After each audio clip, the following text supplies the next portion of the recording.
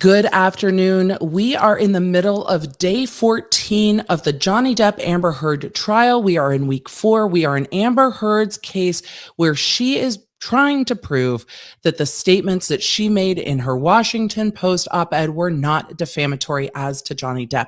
We have just completed her first witness that started testifying yesterday afternoon. That was her interpersonal violence expert, her domestic violence expert, just completed testimony, and we are expecting Amber Heard to take the stand when the court resumes in just a few minutes after lunch. We cannot wait to see. I imagine that this will be days and days, at least 4 days of testimony. Here's the quirk to that. I don't think we'll get to cross-examination. I think it's going to be today, a half day of full direct examination with her lawyers, and tomorrow, a full half day.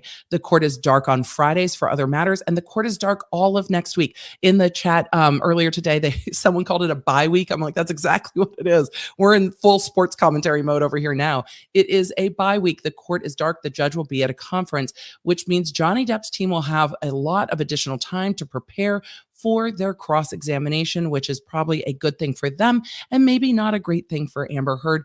But the week gives the lawyers lots of time to prep to finish out this case, which will be very interesting to see. So I expect that's what we're going to get. A reminder, replay crew, we'll do our best to timestamp the breaks and things down below.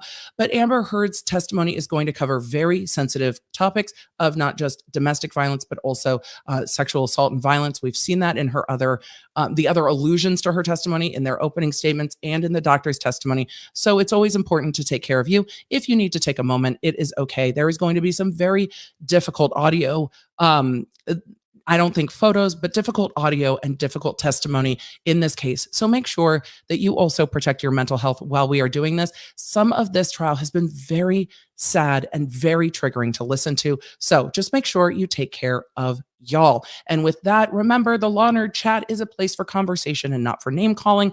We appreciate all of you. So with that, it is time to, I've never had to block Jesus before on my channel, but that's going to happen right now.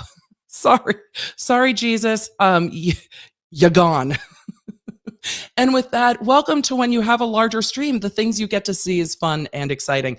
I'm going to go ahead and roll the intro, remind you guys why we're here. I'm Emily D. Baker. I am a legal commentator, legal analyst, and I've been a lawyer almost 17 years. I'm going to have to update the intro, but for now, it still says 15.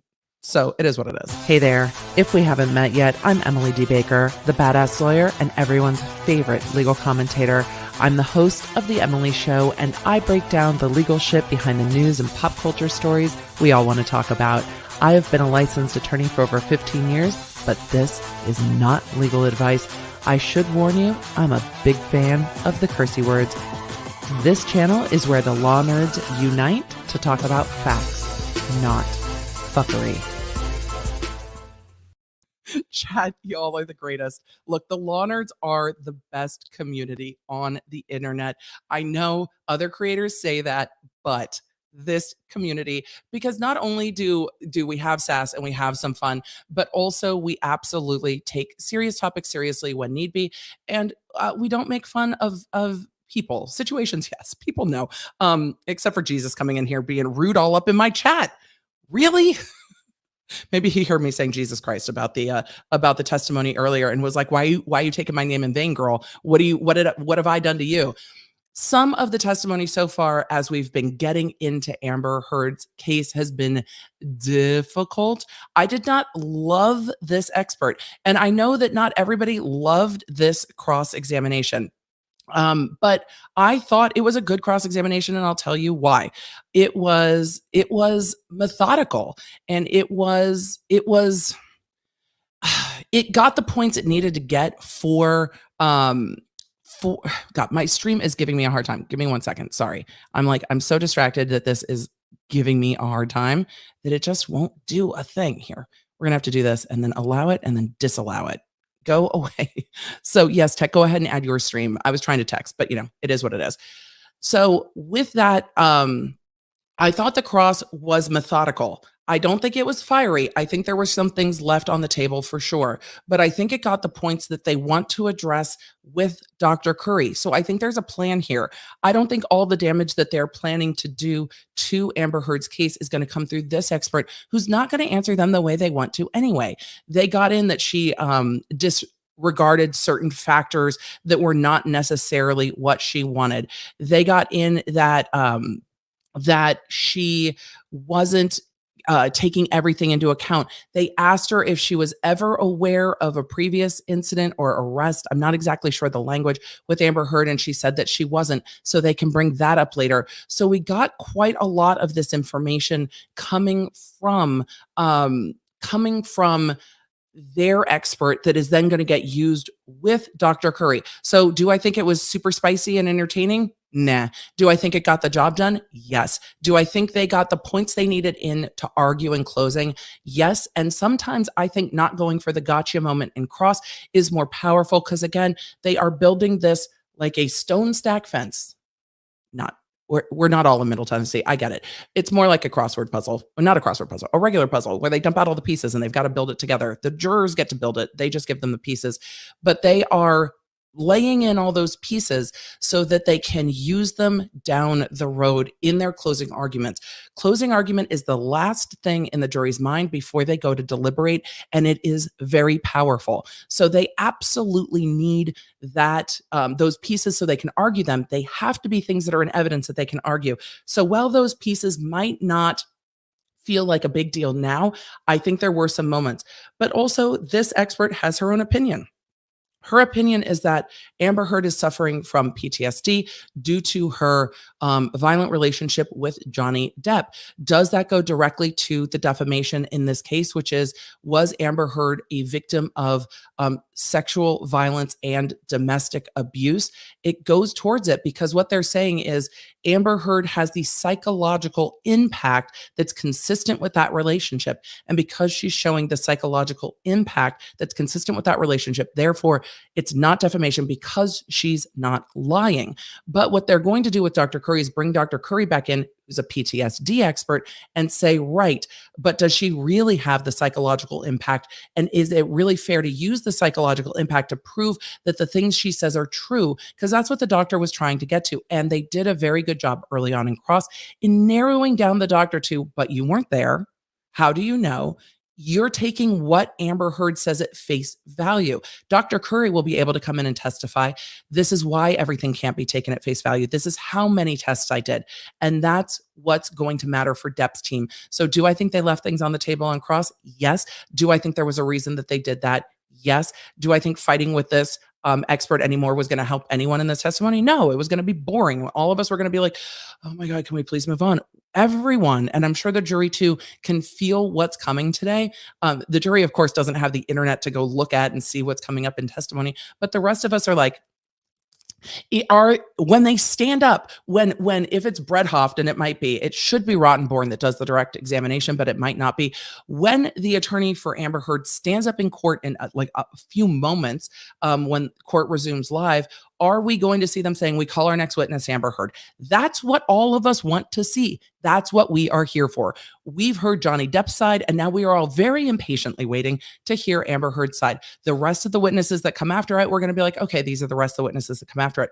But they needed this witness to reframe the testimony that we're going to hear. And again, I said it this morning, having a witness stating the facts, even though I think it exceeded the proper scope of expert testimony, but having this expert state facts, this happened on this plane trip, this happened there, I think having that is very, very important. So let's make sure we have audio. There we go. I think that's very important because we need, they want Amber Heard's testimony to seem consistent with what the expert said. And that is really the point.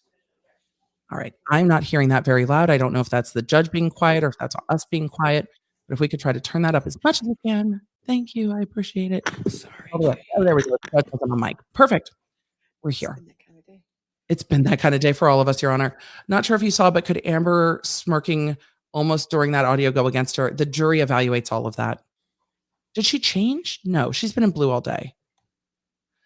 Off topic, but I got a new job offer. Want to celebrate? Celebrate.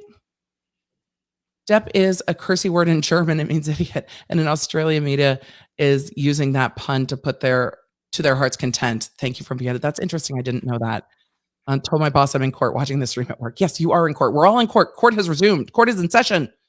I was gone for like 10 minutes to go to the bathroom. Legal Bites team think the cross was bad. I mean, I have a different take, but I think that there's a lot of reservation that they're doing. Love your content. Thank you, Phil, for the recommendation. Phil DeFranco has been a great supporter of the channel. You've been the most informative commentary I've seen. Thank you. I mean, I was a trial lawyer for over 10 years. Ladies and gentlemen. At least it counts for something. All right, your next witness. Your Honor, we'd like to call Laura Amber Heard to the stand. And whoop, there it is. Her name is Laura Amber Heard. So there we go. We are getting right into Amber Heard's testimony. That's what we thought was going to happen. No surprises here. She's been sworn in. She's grabbing whatever she's grabbing. And away we go into her testimony. All right, y'all. Remember in the chat, we are watching along. No name calling. We are just going to watch and see. This is going to be a full day of Amber Heard's testimony with please state Umbridge. your name. Yes, it's Amber Laura Heard. And what is your address? Oh, I live in Yucca Amber Valley, Heard. She California. called her Laura Amber Heard. How old are Her you? name wrong. I am 36. I just celebrated. Okay. And do you have a daughter? You know, I do. She also celebrated her birthday recently. She's 1. Okay. And what is your she's very much profession? the jury. I am an actor, mostly. Okay. Mostly. Now, Well, what else? why are you here? I got questions. I am here because my ex-husband is suing me for an op-ed I wrote. That's fair. And how do you feel about that? It sucks. I Kind of shitty. struggle to have the words. I struggle to find the words to describe how painful this is. This is horrible for me to sit here for I don't doubt that. weeks and relive everything. Hear people that I knew, some well, some not. My ex-husband, with whom I shared a life.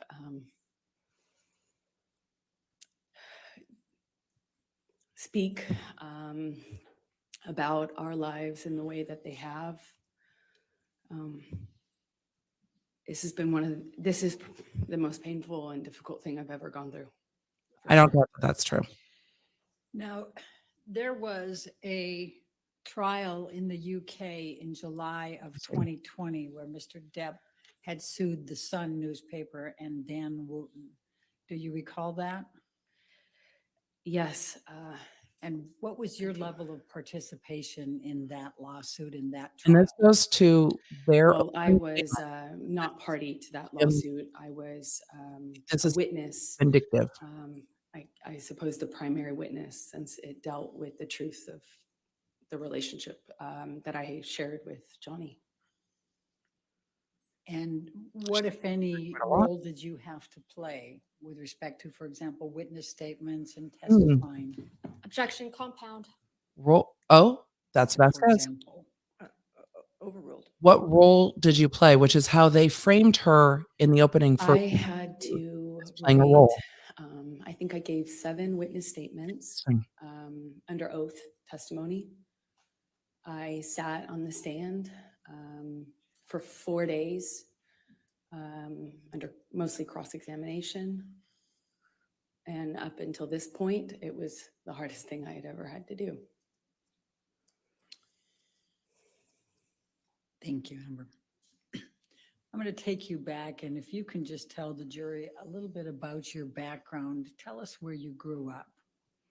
I come from Austin, Texas, a small town outside of Austin that you probably haven't heard of. No one has. It's called Manor. And I was raised by my mother and my father. And I grew up with a little sister, although I have a big sister as well. And your little sister's name is? Her name is Whit Heard. And how much of an age difference is there between the two of you? Whitney and I are about 1 year. I think we're 16 months apart. So right next to each other. I've seen y'all were And working on what the. did your father do for a living?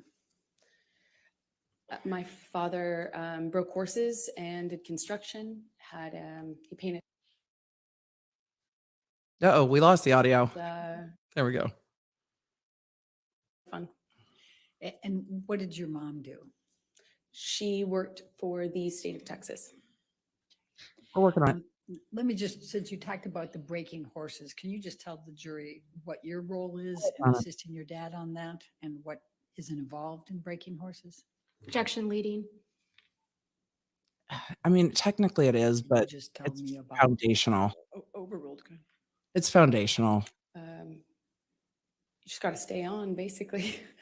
I would help him. I was more of a crash test dummy. You know, when you train a horse, it's a wild animal. It doesn't necessarily like to be ridden. And there are people out there who are crazy enough, like my dad, to pick that as a profession, I guess. And he was really good with horses, and I was the son he never had. So it was my job to, stay on. And what, if anything, did you learn from your father about how to react to the horses? Working on it. Well, This with audio. training horses, to not show fear, not get intimidated, not show fear, be tough and calm. Tell the jury a little bit about your educational background during those growing up years and your work experience. I worked any job that I could from the time I was really young. I wanted to get out of Texas and do something with my life and see things and do things. So I was in school and really pushed myself to, I just always pushed myself to be able to accelerate the process. I wanted All right. I'm going to see if this is any better. any job that I could from the time I was really young. I wanted to get out of Texas and do something with my life and see things and do things. So I was in school and really pushed myself to, I just always pushed myself to be able to accelerate the process. I wanted to, get out of school as fast as I could. And I wanted to do more things with my life than stay in Texas. So what types of things, so where did you go to school when you were younger? I was a scholarship kid at a Catholic school growing up, several different Catholic schools, but they were always in the other, on the other side of town, in the wealthier part of town. And I grew up Sorry. years old, I believe. There we go. And what did you do for work? We're going to get a lot of during those background younger today. years?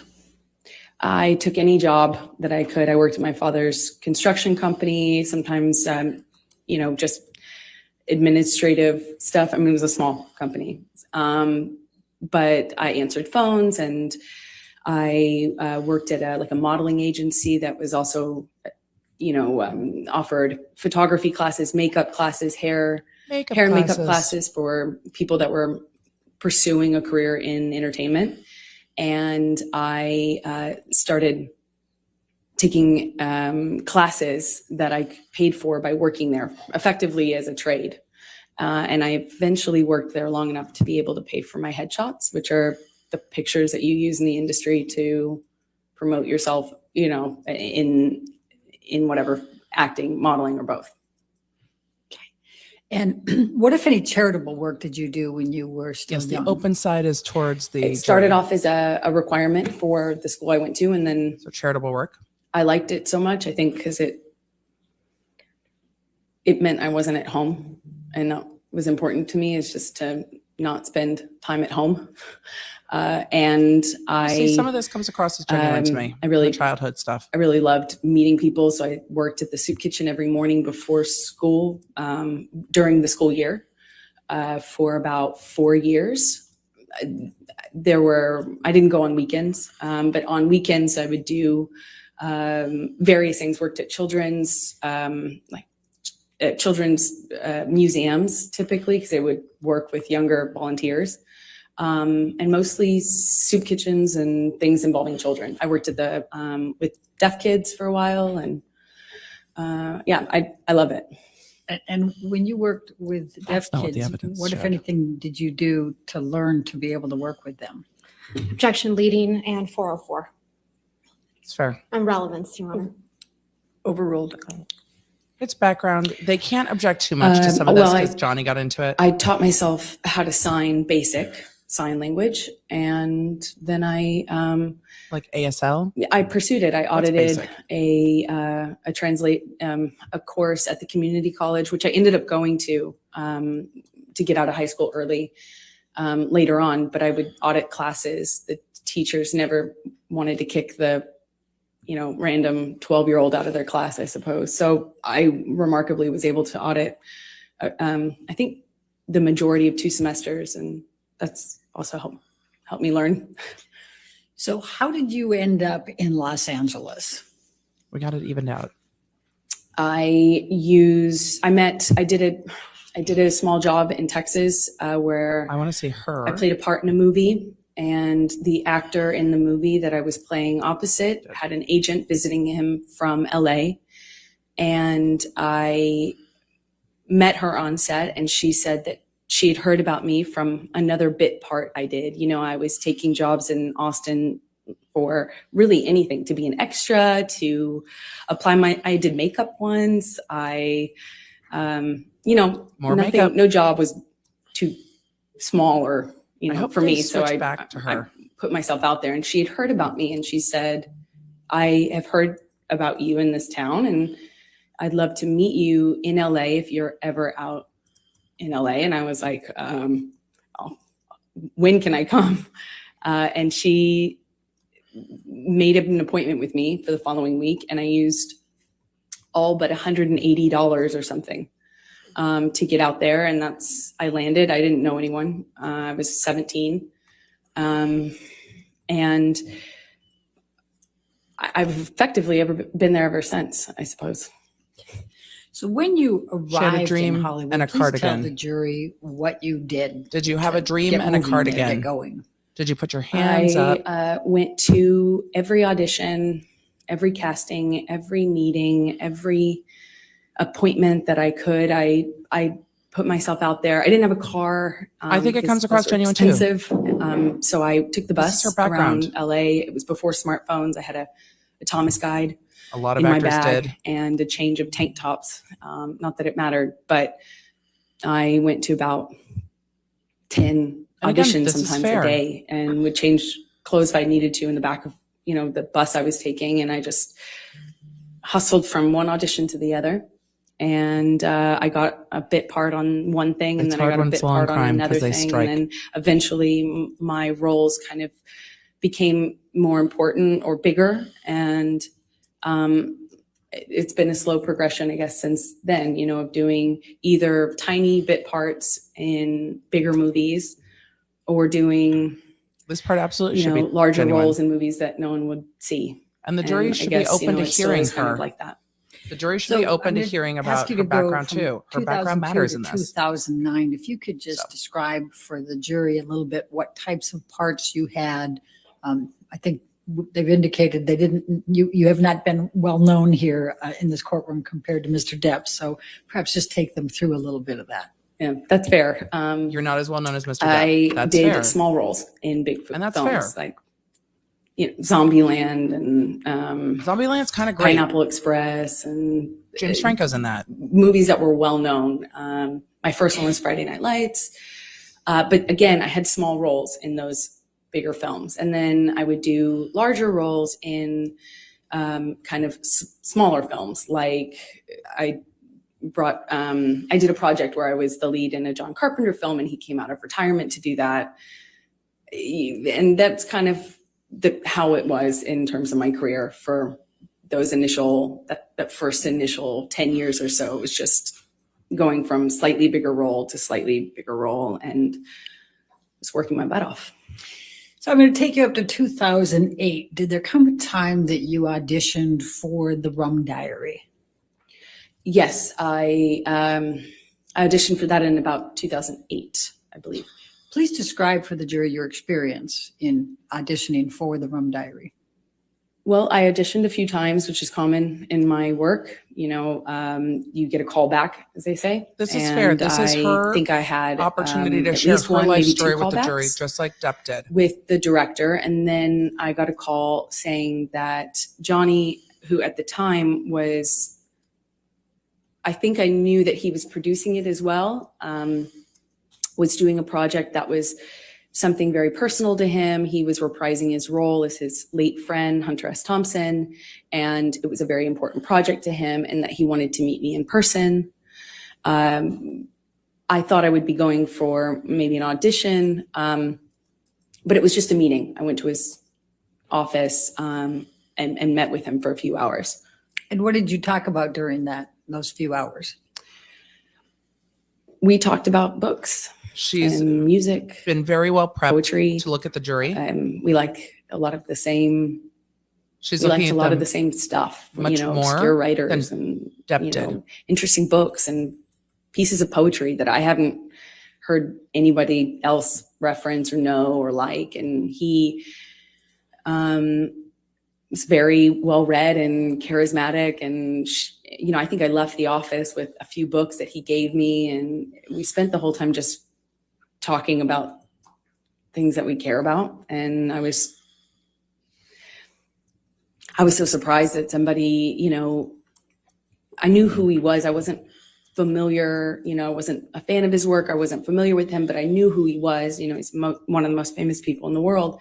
So it was already a weird thing to go and get called into his office. And, I'm a no-name actor. I was 22, I think. And I thought it was unusual.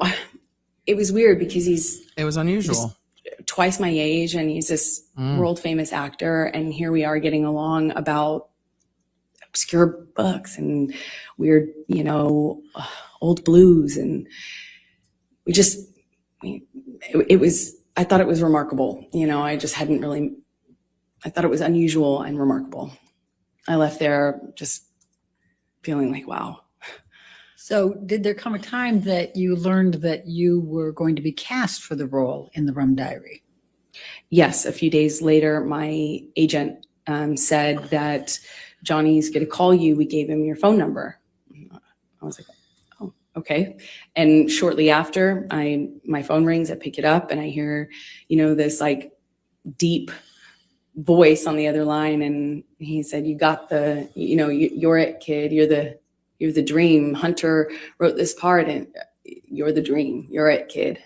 I was like, And amazed. please describe for the jury what that means. What was the Rum Diary and this Hunter Thompson? What was the concept here, and what role were you playing? I think that can go both ways, that he's not looking Well, at her. it was my Because if he looks at her too understanding that much, he they're going to was say he's bringing to life intimidating her.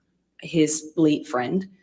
And what he told me was that this character is supposed It's to very be interesting the testimony. dream woman, like the dream, American dream. And so I knew what he meant. He indicated to me I agree with you, Soleil.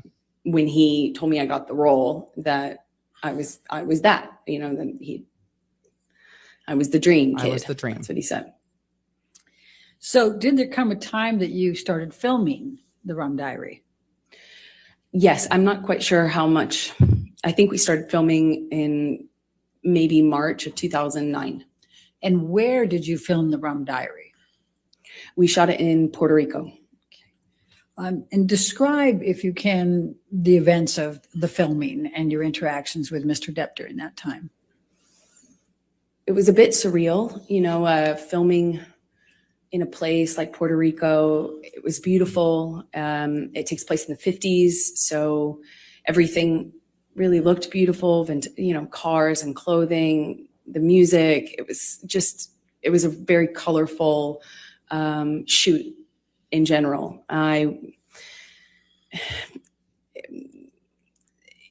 I couldn't have asked Olivia, for, no. you know, No a cross better today. scenario. And not tomorrow. I was on film. I mean, I was on set, reading my books, and occasionally Johnny would talk to me, and then he started to be really kind to me, like more open with me.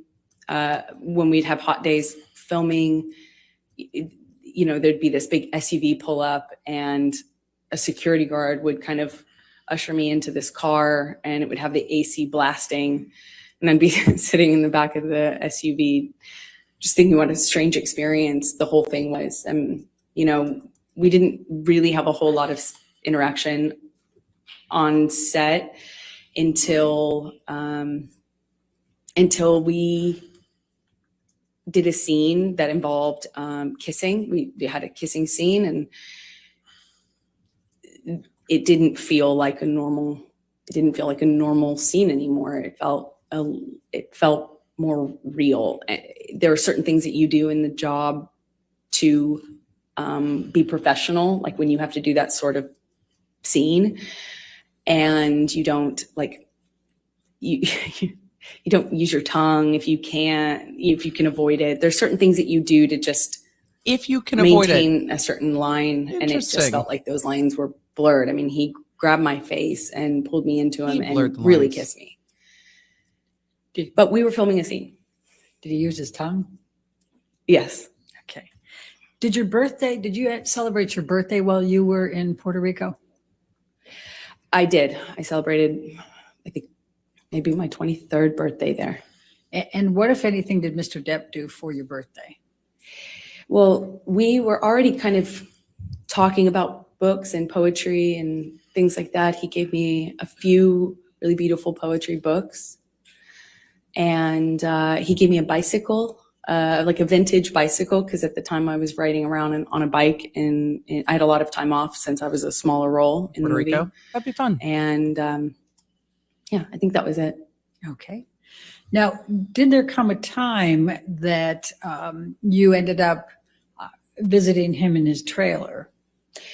Yes, I think we would hang out if, you know, after or in between scenes or in between setups. We often were, you know, talking about things, and would continue the conversation into the trailer, often with the director. Bruce Robinson was his name. And then at one point we talk about wine. It's another thing that Johnny and I shared in common, a love for wine, red wine.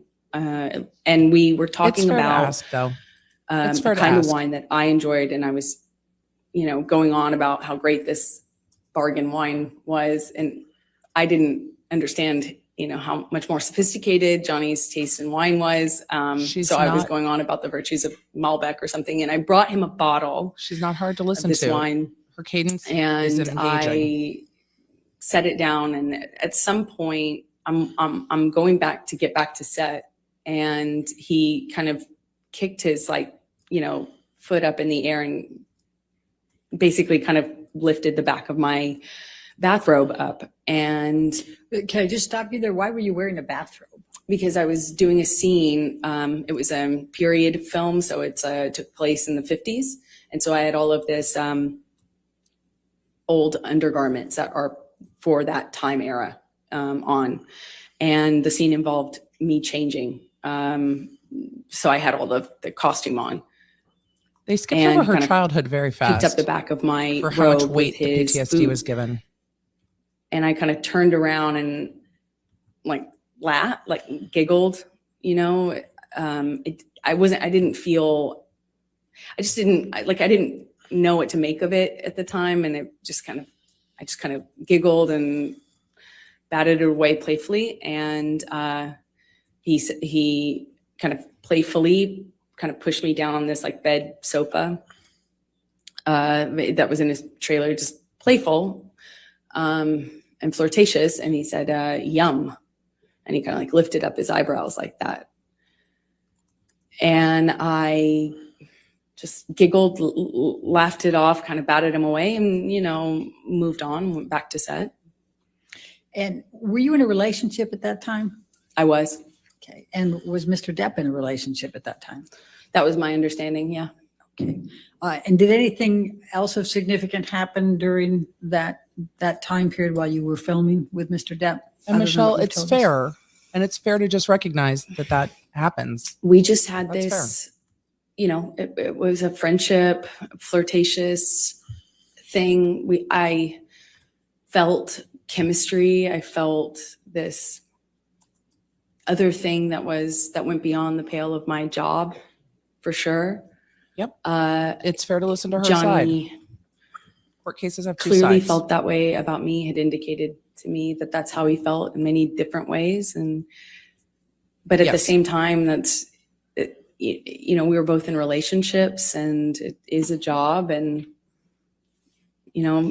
it was intimidating. And I just remember feeling kind of intimidated and a little nervous about that. And I also was in a relationship. So we went our separate ways, and I didn't hear from him for a long time. And that's, so approximately how long were you filming in Puerto Rico for the Rum Diary? A few months. We didn't hear a lot of Johnny's All right, side of and this, when but we you did at the left beginning of his Puerto cross. Rico He and talked about how they filming, met on the set. When is the next time that you had any contact from Mr. Depp? And contact could include anything, communications, written communications. I mean, she might have. It's if this happened the way she is explaining, she might have been we very had no uncomfortable. He's a contact big star. until It happens Johnny at work, called me on the where phone people are very one uncomfortable day, and don't say and it. I was driving, and he It can invited me happen. over to his home in Also fair. California, Beverly Hills, and She absolutely was. I was saying out that of the he blue. was I didn't even have kind of his phone harassing. number, so it was quite unexpected. He called me a second time, but I don't think we actually connected, or we didn't stay on the phone because we did well. No, yeah, she didn't we mind too really much. She did marry but him. The first time was the only time I actually spoke to him, and he invited that me was over me. to his house under kind of he said that, we could get Bruce, who was the director, to come over, something about the movie, but it was clearly not about the movie, if you know what I mean. It was, so I said, I said, my friends are in town, and I'm busy with that, and kind of hung up feeling really startled, that didn't know what else to do. What, if any, gifts did Startled Mr. that he Depp send called? you during that Huh. time period after you filmed the Rum Diary? He sent me several gifts. He sent me a beautiful dress, one that I wore in the movie, with a beautiful handwritten note, said "Happy Wrapping," and made a reference to the dress being wrapping paper. He sent me a few And wrapping the movie, perhaps? gorgeous, expensive, what I can only assume are expensive, collectible books. They are. Items. And then when I was away filming on a different job, he he did send me some guitars. I know one delivery. I was informed about one delivery, and my partner at the time intercepted the attempt to deliver and called me immediately and said, "What should I do?" And I said, "Well, send it back." Sorry, and that was me. she did, and she indicated that there was another one that had already previously attempted delivery, So and it sent was it also back? rejected. I sent it back Interesting. because I wasn't there and I wouldn't have accepted it anyway. Okay. Did there come a time Interesting. that you ended up having to go on a press tour for the Rum Diary? I got a call for the Rum Diary press tour in the fall of 2011. So that's close to 2.5 years after you filmed? I don't think it's unusual I'm to get an wrap actress, gifts and not stuff a like that. mathematician for a reason. Roughly, yes. I'm an Okay. actress, not a And, mathematician. Could you please describe for the jury what a press tour is? Just explain it to them. Well, you take It is? a movie once it's completed, and if it doesn't have distribution, you, as part of the promotion of that movie, you go to these various places, normally cities like London or New York, and you do press events in those cities to kind of promote the film. And you go to place talking about the film. And so you were then called to participate in the press tour for the Rum Diary? Yes, I had I had just finished going through the process of separation with my former partner. And I was moving and going through that, and I got a phone call saying, remember that movie you did in Puerto Rico? Well, they want you for the press tour. And I said, well, perfect timing. And we did that, I think late October 2011. Okay. So describe for the jury your interactions with Mr. Depp during the press tour. Well, on the the beginning of the tour was Los Angeles, where we both lived, and we did a press day, normal press day. And then at the end of it, I was invited by Johnny to come up to his room to have a drink with him and the director of the film. And I went up to the room to see both him and Bruce. But as soon as I got there, Johnny said Bruce wasn't going to make it. So I stayed. Johnny and I started talking. He asked me about my relationship. I said, well, I'm going through it. I'm going through the separation right now, and it's been, rough couple of months, but that's normal. And he said, well, that's same with me. It's been, I can't remember exactly how long he said it had been, but that he had split from the mother of his kids, and said that he understood. All right. And then what happened next? Then we drank red wine and continued to talk, and the talking became us, reconnect. It was like reconnection was almost instant. It was just chemistry. It's hard to explain that, but we sat on the couch and we talked, and it felt like there was it felt like there was an electricity to the room, and it's how I felt when I was alone with him anyway. And it was instant again. I was like, whoa. So on the couch, we talked, finished some wine, and then I got up and left. And as I went to leave, he grabbed both sides of my face, similar to what he did in Puerto Rico when we were filming that scene. And he kissed me, and I kissed him back. And what happened next with respect to any relationship with Mr. Depp? I didn't realize my mic wasn't on. Well, then we fell in love. We went on this press tour. If she thought he was so and creepy, we went. It was a beautiful and Then strange why? time. We're flying from one, not together, but going from one city to the next, Europe, New York, Los Angeles, as I said, and we're just traveling around talking about this movie that we did together, that we participated in together. And we were falling in love. I mean, it was just, at the first dinner in London, he sat me next to me. He produced the film and was a part of controlling the film and was responsible for different things than I was as an actor having a small part in it. And we went on this press tour, and we'll see. I think in London, he had me sat next to him at a dinner. And then we ended up spending the night together in my hotel room. And for the rest of the press tour, it was on. I'll put it. It was that way. on. All right. It was on. And That's how she described how falling long in love. It was approximately on. Did the press tour go? I don't know exactly Interesting. how long it lasted. I think, there were press engagements in this city for a few I think this is days, deliberate and then pacing. another city for a few days. It's easy And to then tell her story. There was a break, and then there was another press opportunity, I believe. So it was kind of spread out over maybe a month, if I'm guessing. But yes, this is very different than her in the arguments. When you returned But to Los most people are Angeles, different what, if anything, when they're comfortable, and took she's comfortable place here, with or any should be relationship comfortable. with Mr. Depp? Well, once we were back from the press tour, we had this, And that'll come up in cross if she's adding stuff. whirlwind romance, kind of just in these like beautiful places all over, and we're falling in love and That's fair. not able I realized to I was really muted. Sorry, show y'all. it because he wasn't, the world didn't know about the split between he and his former partner.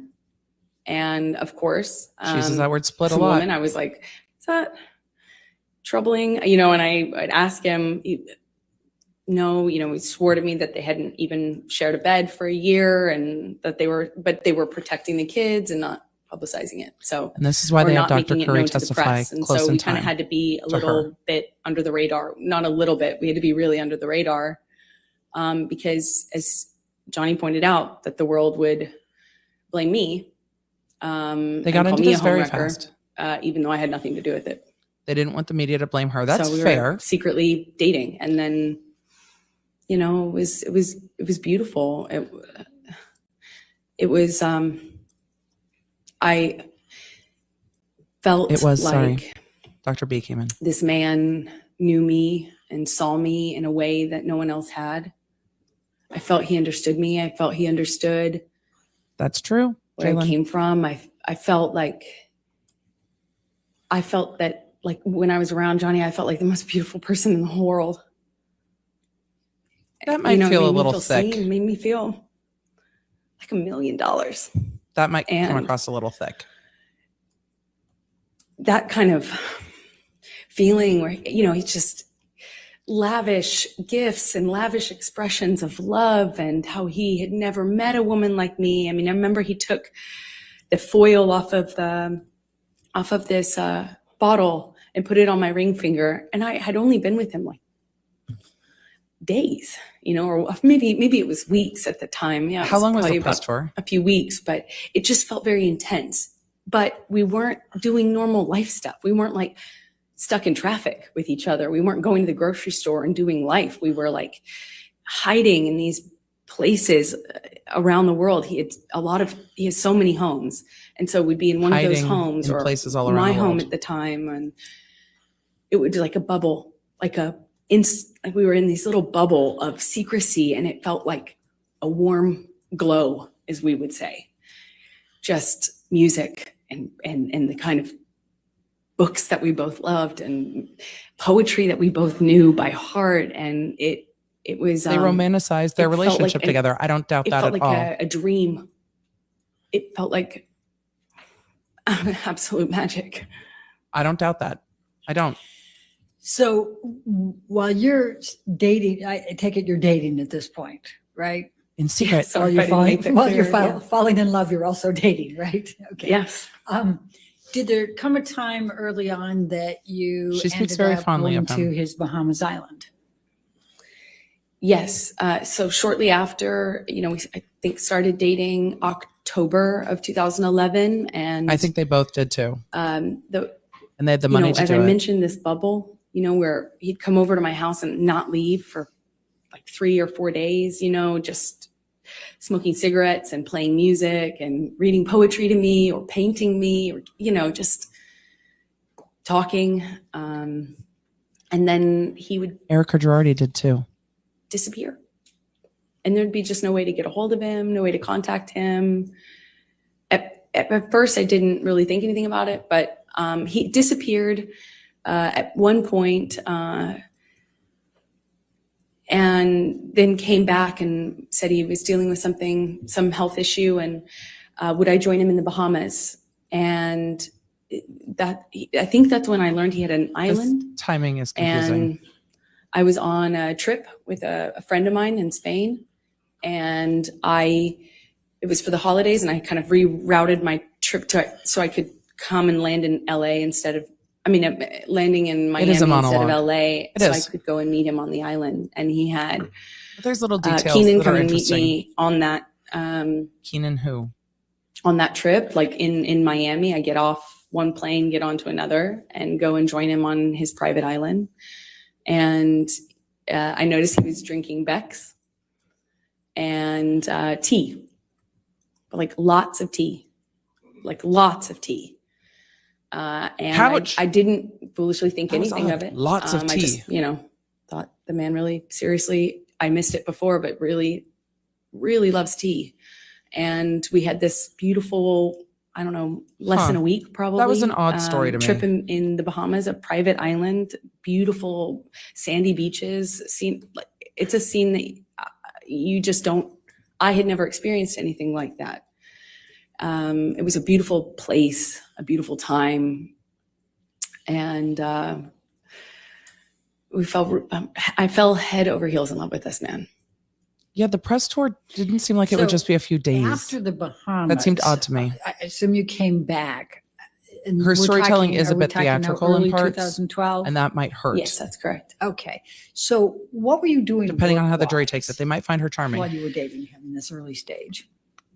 What I always do, I would be taking job to job to What job. I always do. Going from one movie to the next. Mostly not filming in LA. So weirdly, you live in LA to go shoot on location in other places. So when I was in town, we would go back to this bubble, like insular bubble with This is why Dr. beautiful, Curry testified blaringly close in loud time. music and no one else and bubble had nothing music? else. And then, Well, I'd go off to work. And so would he. Eventually, yeah, he left to shoot Lone Ranger, I believe. Okay. Now, we've heard a little bit about Lone Ranger. So, Tristan, and we don't try to that's about diagnose, mid but 2012. I appreciate you guys all have your own perspectives on her That sounds testimony. right, mid- That's why we're here to talk 2012, about our And were you perspective. shooting anything at that time? I was shooting.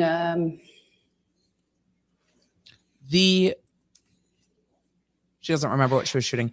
I believe I was shooting Machete Kills in Austin. I had a small part. Her attorney in a just tried Robert to help her in Rodriguez that. film that shot in Interesting. Austin. I think Johnny was shooting and then having some time off, and there was just a lot of travel, a lot of movement. So. And so what, if any, visiting did you do with Johnny while he was on his set for Lone Ranger, and where was he? Well, he was filming all over the Southwest, and at some point I came to visit him and on one of his locations. And She I might would be proving that to stay the in the jury. house because I couldn't really, occasionally I would leave with his security guards, but I didn't really have anything to do but visit him for a few days. So I'd cook and kind of stay at home and paint or whatever and wait for him to come home and have dinner ready. And we would have these little bubbles, but kind of scattered throughout the Southwest and as he was filming. And at the time, Johnny had, when I first arrived at one of these locations, it was the first time that Johnny told me She's talking a lot that faster he now. had a health issue, Interesting. something with his liver, and that he wasn't, that's why he was not drinking. He was drinking a lot of tea. I Like don't a lot of tea. She said that repeatedly Okay. in the same And way, so, like a lot of tea, We've like a heard lot little of tea. testimony about Why boots. does this matter? What, if anything, did you do to help Johnny with his boots?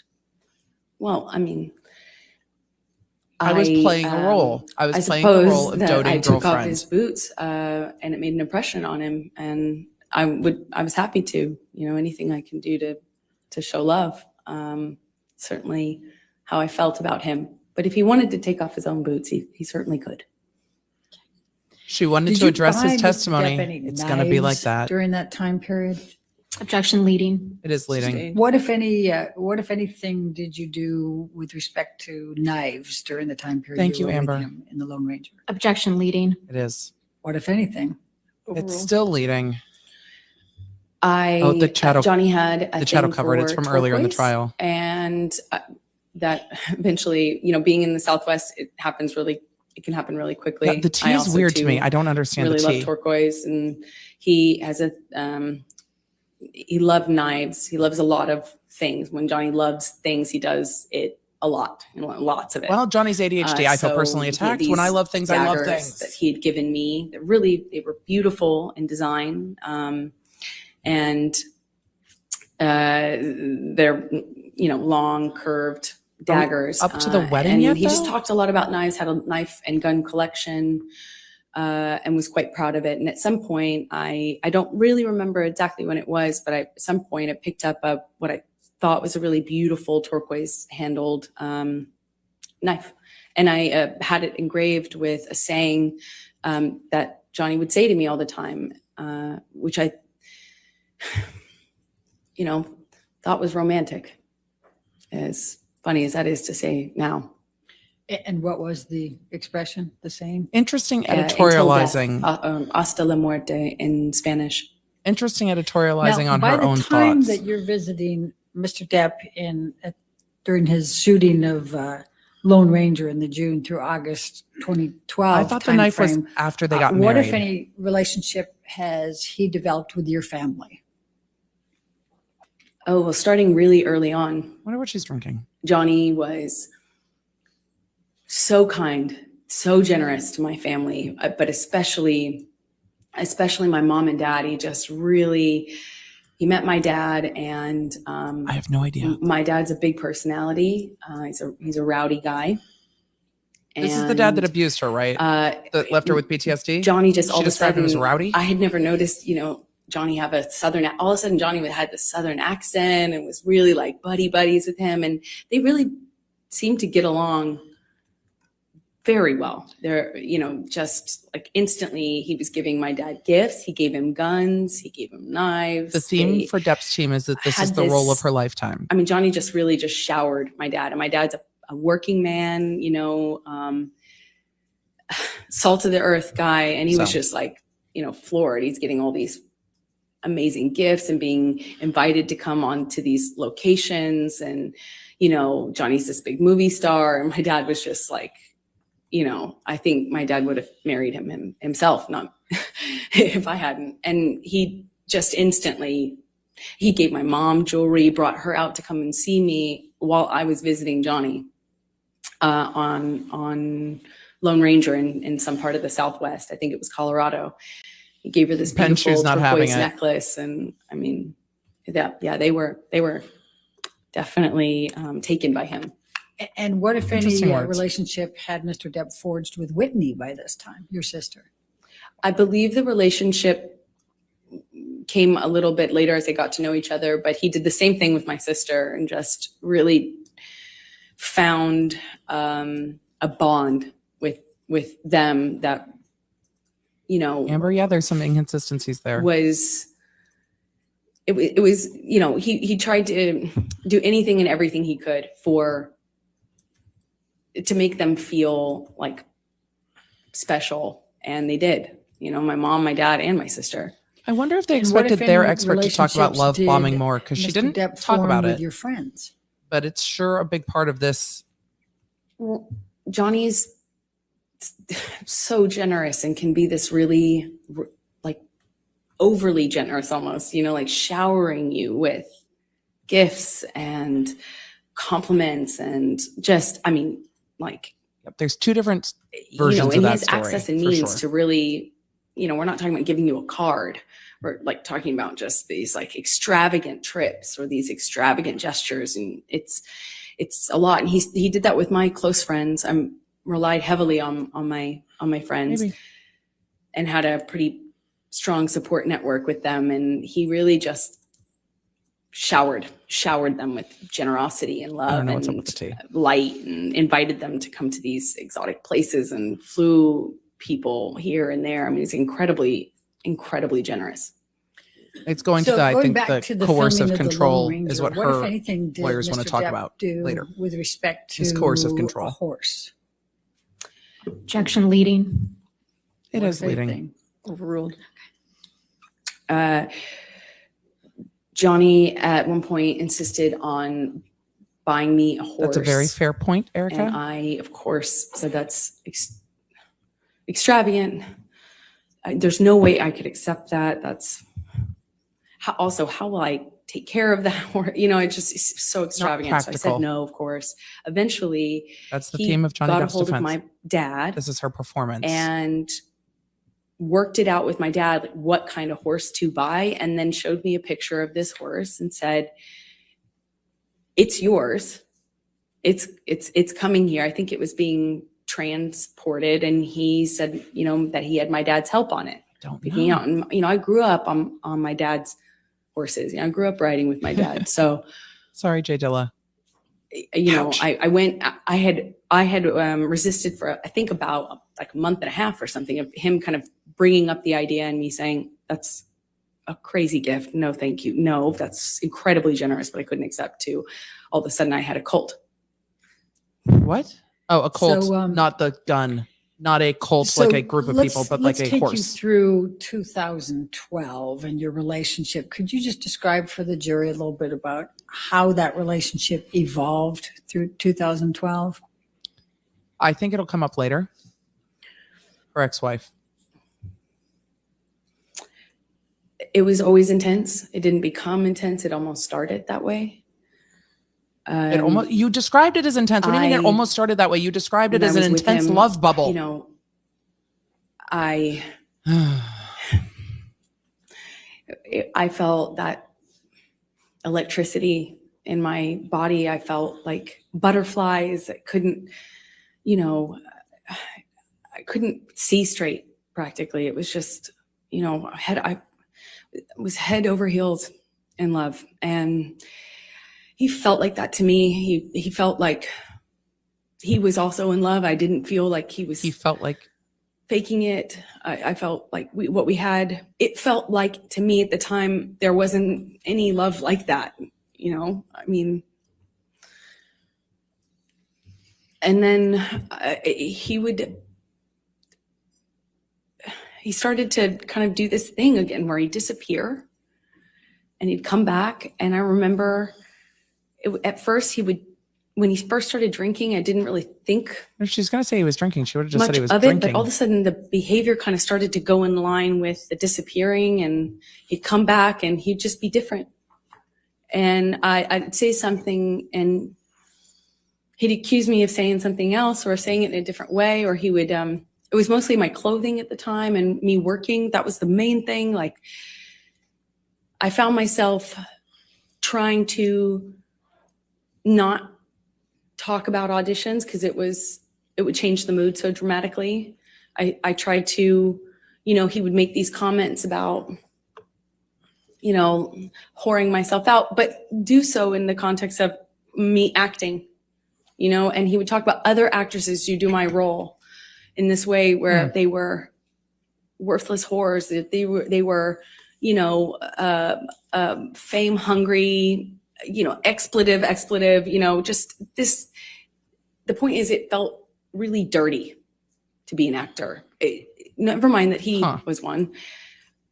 It was dirty that I wanted to do this job that I wanted to do, and I was doing the job of an actress. It was everything every Interesting. time I was walking out of the house, he would ask me, "That's really what you're wearing, kid?" "Oh, I see." You know, I wore a dress to an event once and I felt beautiful in it. Like, stupid as that sounds, I felt pretty in this dress I picked out, and I feel like this is trying to be relatable. I showed him like because curated it's carpet, it's relatability. red carpet, so it's a like, little of that. you know, publicized, and I She's kind looking of at thought the it was jury weird a he lot. wasn't saying anything about it. You know, I left him to go do this red carpet, and I was like, "Did you see the you know, the event I went to?" You know, basically, I felt pretty, and I thought, like, "Did you see that?" You know, I wanted him to say something about that, I guess. I will And look, maybe. and he said, well, this is after he stopped talking to me for some time, didn't tell me why. When he came back in my life, he wouldn't explain why he was acting different. He just kind of acted mad at me and didn't know what I had done wrong.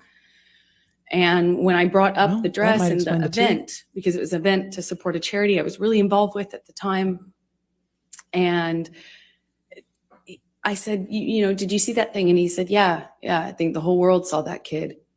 That's how they'll remember you. That's how the world will remember you. Oh, I we was like, banged. Thanks, everybody. oh, come on. I mean, it's like, but it, you know, I felt good in it. I felt good. And he said, yeah, kid, that's what you're putting out there in the world. No one will ever forget that. And that's all they'll see you as. That's what you wanted. That's what you were going for. You know, my dress was low cut. I get it. It's low cut. But I felt, you know, I felt really embarrassed and horrible that I wore that. I felt like, power. How could I have The power dynamic. made that choice? Of course, you know, he's right. You know, you start to believe it. I started to believe that made a lot of sense, of course. But it didn't stop with that. It was clothing in general. And when I walked out of the house, it wasn't just like, hey, you're not allowed to wear that. It was like, oh, really? That's what you're wearing. No wonder you get cast in those roles. No wonder you that's what you are. That's what you're making it. And it continued. And then talks to the jury is interesting. then there would be a blow up. And at first it was just to throw something, smash some things. He loves to smash up a place, an apartment, furniture. That's what it started with. Glass. Loves Threw to glass at smash me, up a place. and I remember it was summer. He did say he'd assaulted a cabinet And or he just two. threw this glass across the kitchen, and it didn't hit me, but it shattered behind me, and I remember thinking that it like very easily could have hit me. And that calling me a whore, it didn't start with using the whore word. It was just comments until it would escalate. And we did see that in some of his texts. And then I started to notice the pattern of escalation where he'd And yes, this is a monologue. throw glass or turn over a table. It's because it's Then he would direct. hit the wall, and then he'd hit the wall really close to my head. But the time is so You know, vague. like when I'm standing there, just hit the wall, screaming at me. But then he would disappear and get clean and sober, and he'd come back and tell me that he was done drinking. He was over it. He was done. Cleaned himself up. He had done it before, and he'd do it again. And then he would go back to this like wonderful, like almost like just unreal. There's a lot of pacing, like, but real, and shifts. but a lot of pacing and shifts in the unbelievably way she talks. nice, sensitive, kind, warm, generous, interesting, funny man that I loved. Her face looks And angry. he would Her voice sounds soft. make me feel so loved. Like I would feel so distant from that thing that was so scary that I would not even Benchu's not recognize it impressed. too. And that was how Benchu's not having it. our relationship kind of started to develop in that first year. Do you remember the first time that he physically hit you? Yes. Please tell the jury about it.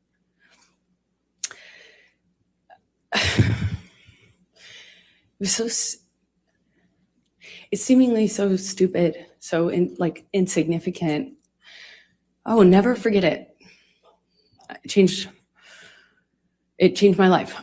I was sitting on the couch and we were talking. Fair. We were having a normal conversation, just there was no fighting, no argument, nothing. She says normal conversation a lot. And he was drinking, and I didn't realize at the time, but I think he was using cocaine because it was like there was a jar of cocaine out on the table. I realize that sounds weird, but it was like an actual vintage jar of it. A jar, not a But box I didn't of see cocaine. him use it at the time, so I didn't really factor that in. I just, he's drinking and we're talking, and there's music playing, and he's smoking cigarettes, and we're sitting next to each other on the couch.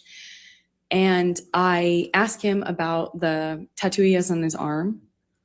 We've heard about this fight. And to before. me, it just looked like black marks. I didn't know what it said. It just looked like muddled, faded tattoo that was hard to read. Where And are I we said, with the time? What does it say? And he said, it says wino. It says wino. And I didn't see that. I thought he was joking because it didn't look like it said that at all. And I laughed. It was that simple. I just You don't need laughed to because I tell them thought it he was that joking. simple. If you're, And you don't need to. slapped me across the face. And I laughed. Huh. I laughed because I didn't know what else to do. I thought, this must be a joke. This must be a joke. Because I didn't know what was going on. I just stared at him, kind of laughing still, thinking that he was going to start laughing too to tell me it was a joke. But he didn't. He said, "You think it's so funny? You think it's funny, bitch? You think you're a funny bitch?" And he slapped me again. It's an interesting way to Like, it was clear it wasn't a joke anymore. She's narrating And it, I stopped laughing, but I didn't know what else to do. which is sitting, You which is interesting. The way she's narrating it. I didn't know what to do. You would think you would have a response, but I, as a woman, had never been hit like that. But she didn't talk about how it felt. I'm an adult, and I'm sitting next to the man I love, and he slapped me for no reason, it seemed like, and I missed the point. It was that stupid. second slap, I know he's not kidding, but I don't know what else to say or do. So I just stared at him. I didn't say anything. I didn't react. I didn't move or freak out or defend myself or say, what are you doing? You're crazy. I just stared at him because I didn't know what else to do. But she didn't talk about how it felt And he slaps me one more time. or how it sounded. Hard. I lose my balance. I At thought this you were point, sitting on the next to each couch. other on the edge of the couch, or I was on the edge of the couch. And I'm all of a sudden realizing that the worst thing has just happened to me that could possibly happen to you. I realized that I wish so much he had said he was joking, because it didn't hurt.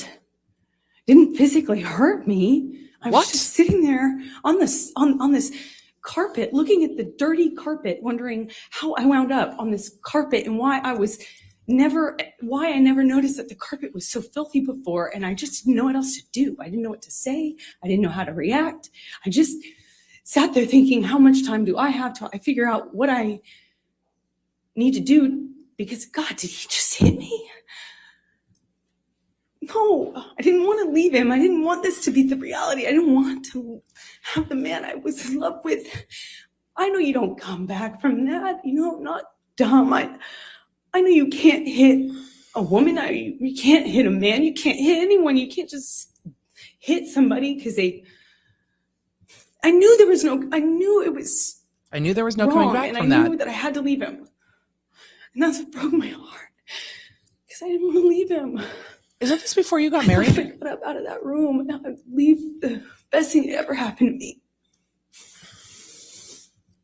And I wish I could sit here and say I stood up and I walked out of that house and I drew a line and I stood up for myself.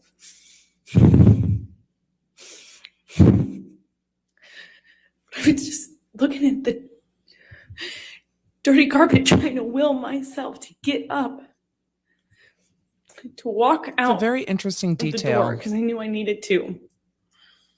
And I really slowly on the carpet. I stood That's up an and I interesting remember detail. looking at him in the eye and just looking at him, frankly, because I didn't know what else to do. And before I know it, he No, I also don't see starts tears. crying.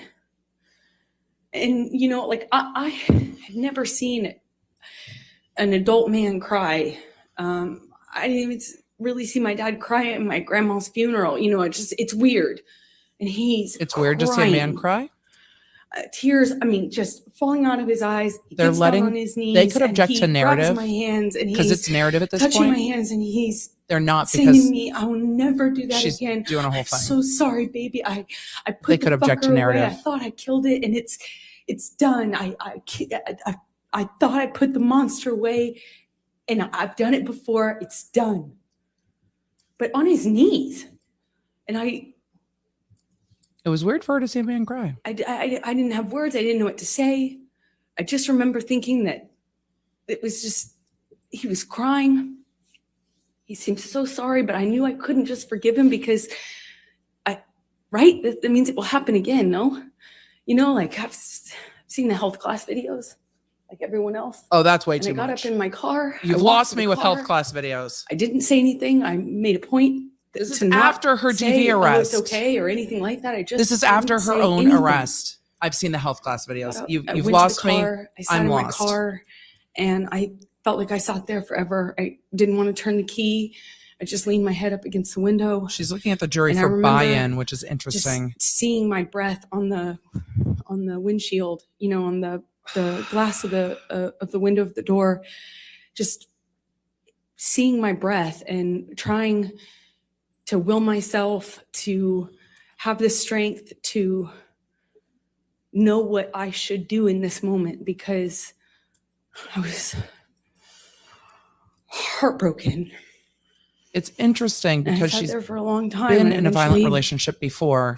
turned the key and drove home.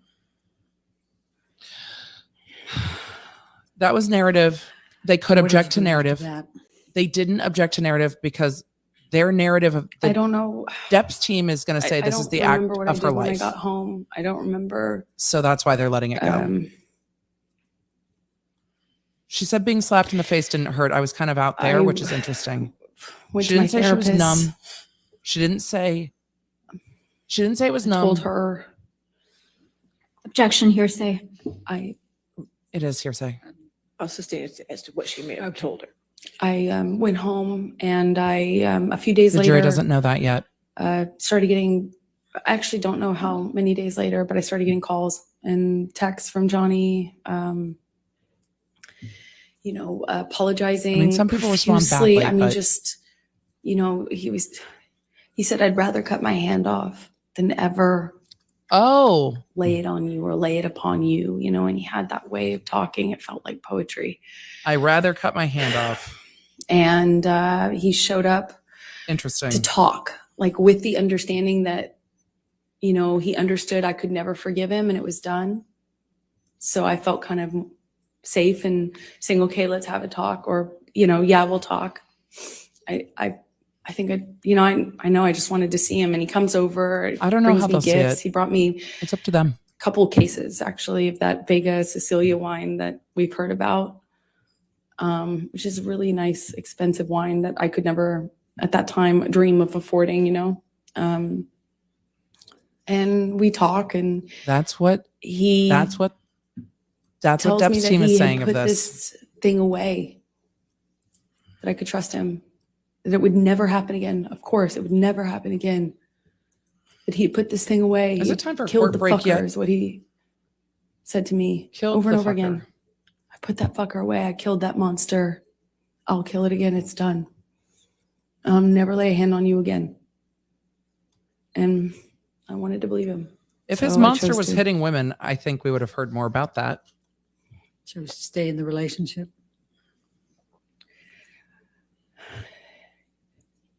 Yeah, I did. Oh, you should have stopped with yeah. Comes across. I believed it. But, I believe it wouldn't. Wow. I believed that there was a line he wouldn't cross again, and that was it.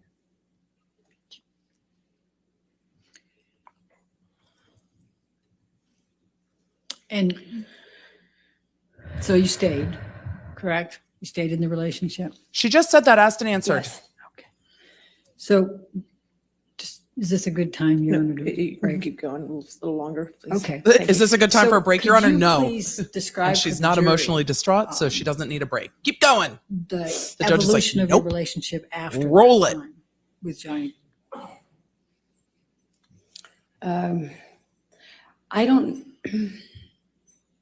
I don't know how long it was until things got bad again. He did start drinking again.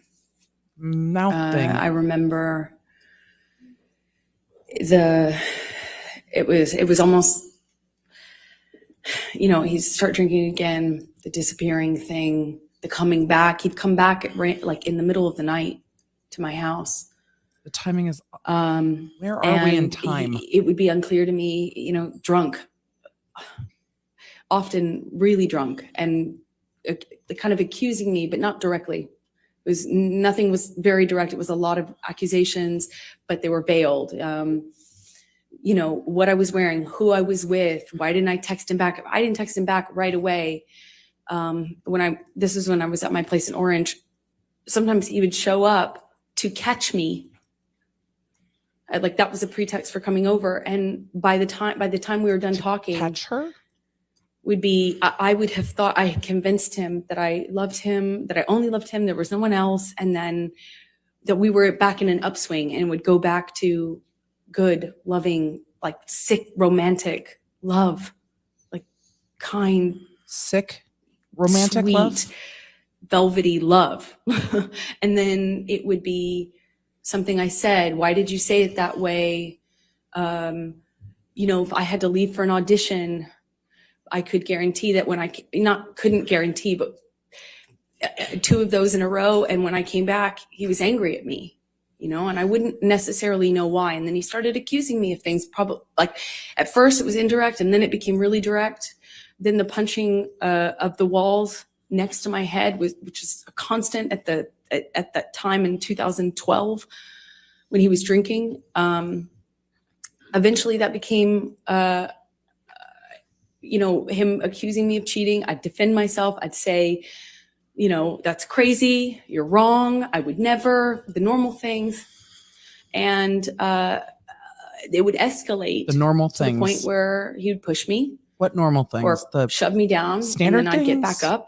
And The this perceived happened normal several things? times. That's why it's not more specific, I suppose. When I get back up, It happened too much. That's why it's not specific. look him in the eye. I made a point of getting up and looking him in the eye. It's my way of defending myself at that time. And I'd look at him, and he'd ask me if I wanted to go again, and shove me back down. Eventually, he just hit me.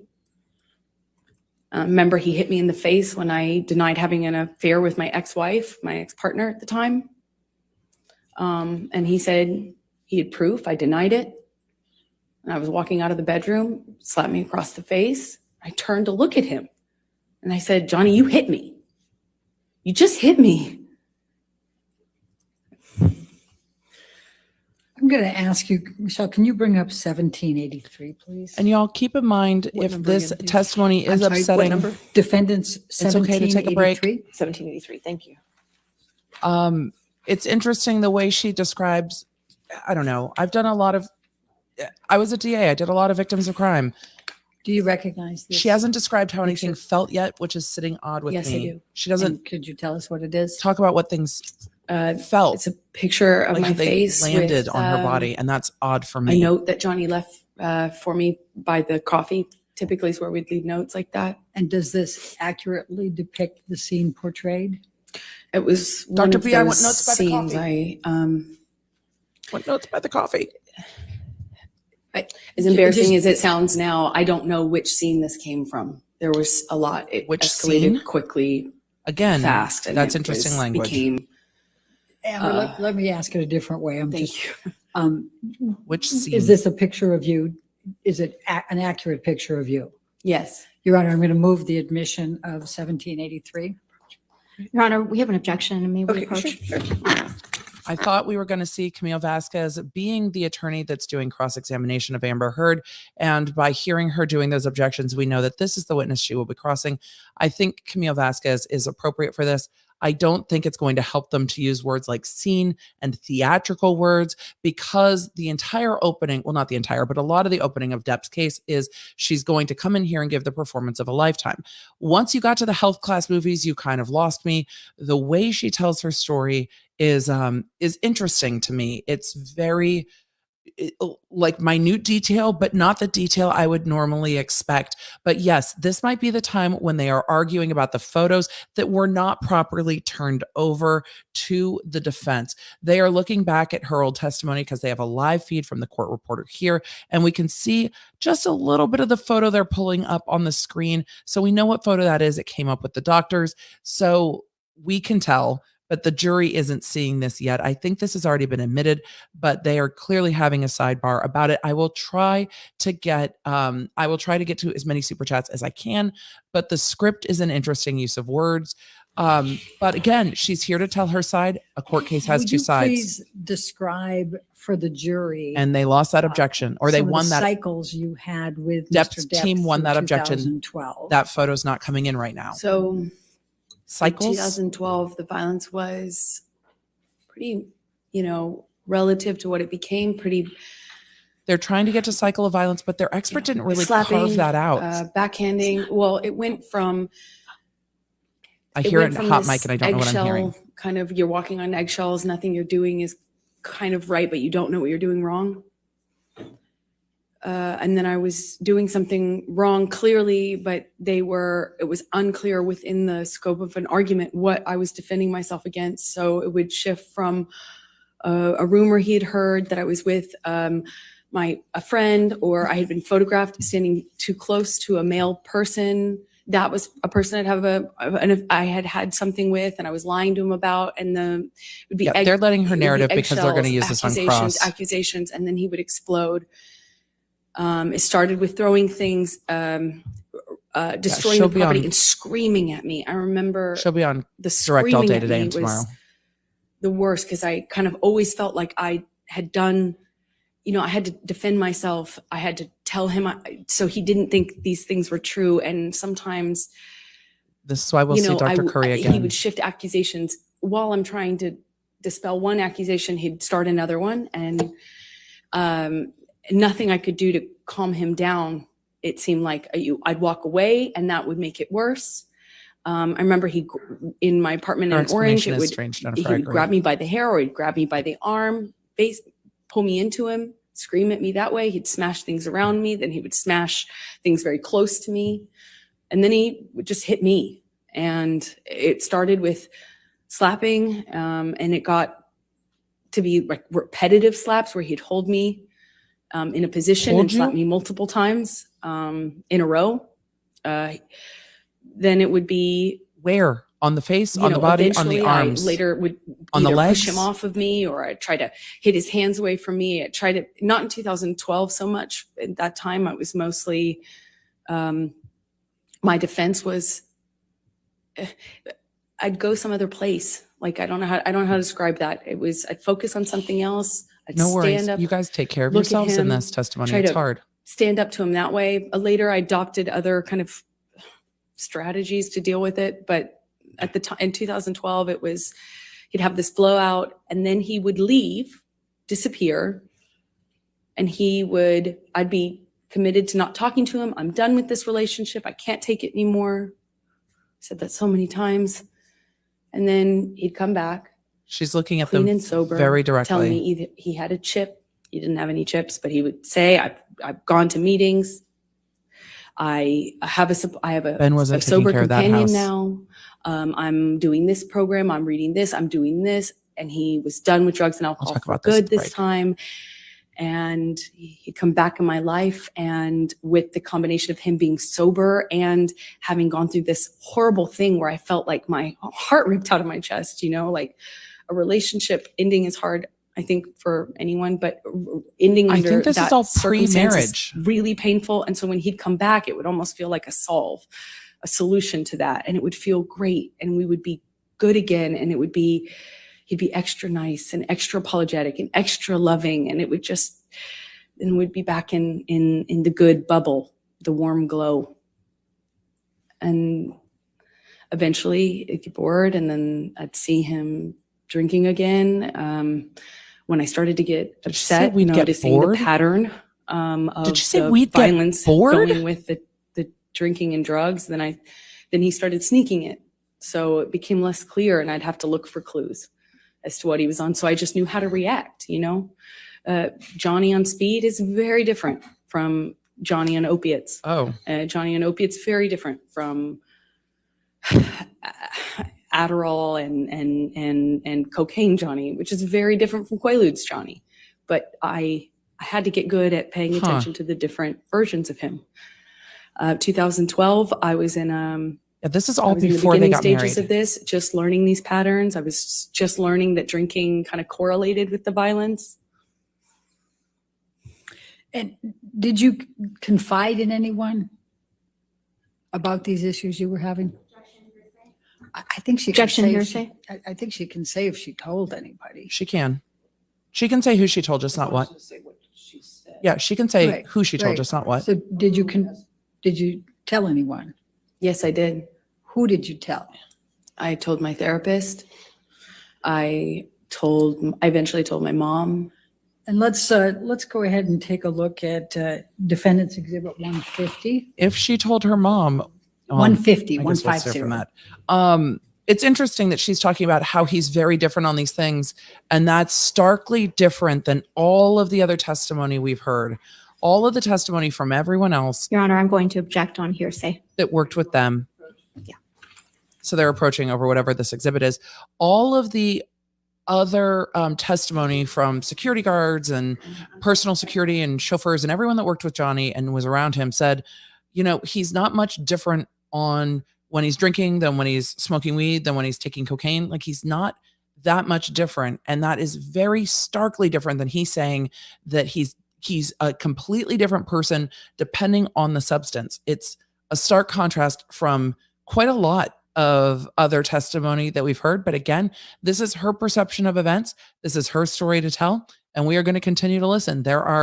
The jury is probably doing what we're doing, because this is the disadvantage of going second or being on defense, is that the jury is now marking what she says against what's already come before. They are listening to her testimony in context with all the other testimony that has been here.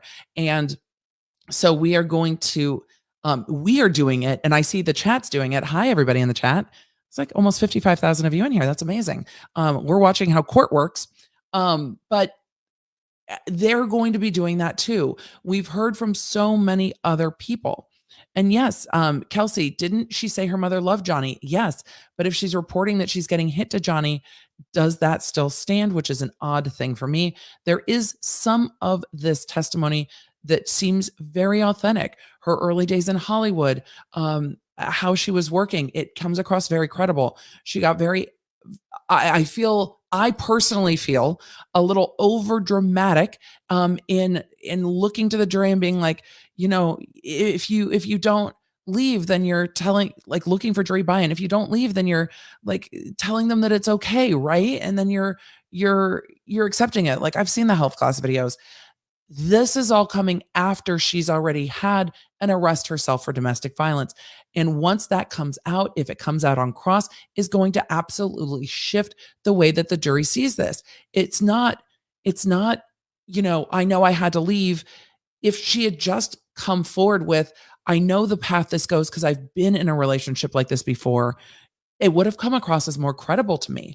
But trying to say, these health class videos is not working for me personally, but there are parts of this I find very believable. But we are going to start to see the problem with the evidence that has not been turned over to Depp's team. For those of you that are just following this coverage as trial has started, we talked about this a few weeks before trial started. Amber Heard's team was ordered to turn over documentary evidence from her phone to Depp's team's forensic expert. That was ordered at the end of November of last year. As of getting towards the beginning of trial, we absolutely did not see a resolution to that issue. She had not turned over her iCloud. She had not turned over the photos. And we heard Johnny Depp getting snippy about it in his testimony. Where's the metadata? What's the metadata on this? What's the metadata on this? We don't have Why that. did you So decide whatever to they were trying to get confide in, in your mother they didn't get in. Whatever they were trying to just get in, about they the didn't issues get you were in. having with And Mr. this is Depp? going to keep being an issue for Heard's team. I think I felt safe talking to my mom because I thought she had a very I knew traumatic that she relationship with her understood mom. these dynamics, and she wouldn't judge me for staying with him, for loving him, even though this was happening and was happening to me. I knew she would understand. And when approximately did you start confiding in your mom about your issues with Mr. Depp and the physical abuse? Objection, hearsay, compound. Yep, he's basically ADHD. It's not a doctor, but When did you start confiding in your mother about the abuse you were suffering at the hands of Mr. Depp? I'll try to get to that at break. I have no idea if Quaaludes still was exists. confiding in her from the very beginning about We've the heard no other testimony about Quaaludes. abuse, the psychological abuse, the kind of control, the disappearing, the not knowing where he was, then he'd come back and sometimes in the middle of the night, the constant accusations, like that sort of thing. I talked to her about probably from the very beginning. The fact that I was secret, I had to hide. I couldn't tell any of my friends that I was with him for a long time because he told me everyone would blame me for the split with him and his partner. So I had to kind of sneak around and kind of get brought to his house, typically in a secretive way. And then he'd come to mine in a secretive way. And it was just all very, so very isolating. Clandestine. And I Described that confided as with exciting her earlier. at the very beginning on that sort of thing. She described that as exciting earlier. Opened up to her about some Or of the love violence. bubbly. I did it gently. First I just wanted to have someone to talk to about how scary it was. He'd is the rage and the uncontrolled violence, the rage that this man had, and why it was Objection, pointed Your at Honor. me. Hearsay. May we approach, please? And it's fair. It's absolutely fair to give the benefit of the doubt here. This is her side of her case. It is absolutely fair to listen with an open mind. It's absolutely fair because we are not the jury here. And some jurors are going to be like, I absolutely believe her. I'm bought in. I want to hear what she has to say. It's never okay to hit someone. It's going to be interesting on cross if it comes around to her being physically abusive and her saying she's never hit anyone. It's going to be interesting to see that. But the jury might be bought in and like, okay, I want to hear. Ladies and gentlemen, we're going to go ahead and take our 15-minute afternoon break. So please We've do got not some talk about evidentiary the case. issues We're to doing deal outside with. research. Okay, well, That's fair. Let's deal with evidence. Let's deal with evidence. So, Chad, I appreciate you not name calling. I appreciate you. We know what she's been diagnosed with. But for those of us that aren't medical professionals, the good Dr. Curry should be back in rebuttal to talk about some of what they've seen. It's why Dr. Curry went ahead before this to give the jury context for what they were going to see. Just a reminder that now that you're on the stand, you cannot discuss your testimony with anybody to include your attorneys. Okay. All Now right, that so she's we'll be on the back. Let's make it stand. 3:45, okay? Thank 3:45. you. So we've got about 15 minutes. We're going to get through some super chats and questions. I'm going to go ahead and just say, do the YouTube likey, subscribey things. If you're so inclined, I'm Emily D. Baker. If you're new here, hi. Will they call the lady who Amber stole her abuse story from to the stand? I don't know. It's interesting to me, and I can only go off of my own experience. I've been an attorney almost 17 years. I was a district attorney for 10. I've cross-examined or not cross-examined defendants. I've done direct examinations of a lot of different victims of different types of crimes. And the minute details for me feel a little Hollywood, like I was just staring at the carpet. And yes, there can be minute details that people fixate on. Yes, there can be minute details that people remember when they're going through traumatic experiences. The lack of what she felt, and that is interesting for me. She talked about being slapped and it not hurting. She talked about being hit, but she never said where on the body, like he was hitting my arms, my chest, around the head. She didn't talk about any of the action of what was happening, like the movements, the body movements of what was happening. And that is odd for me in this testimony. And I'm going to keep an eye on it as we go through this testimony. I remember as a younger DA, one of my first cases where somebody had been stabbed, they talked about how much it felt like punching and then started to describe how they realized they'd been stabbed. And then that became consistent. The more and more cases I did, the more and more people would talk about feeling the hit of the hand, but not necessarily feeling the blade. And you're like, oh, I see a pattern to these things. It's the same when people are punched and slapped and hit with things. They generally have a present sense impression of the sting of a slap, the thud of a punch, the blurriness. It's just odd to me. It's odd to me.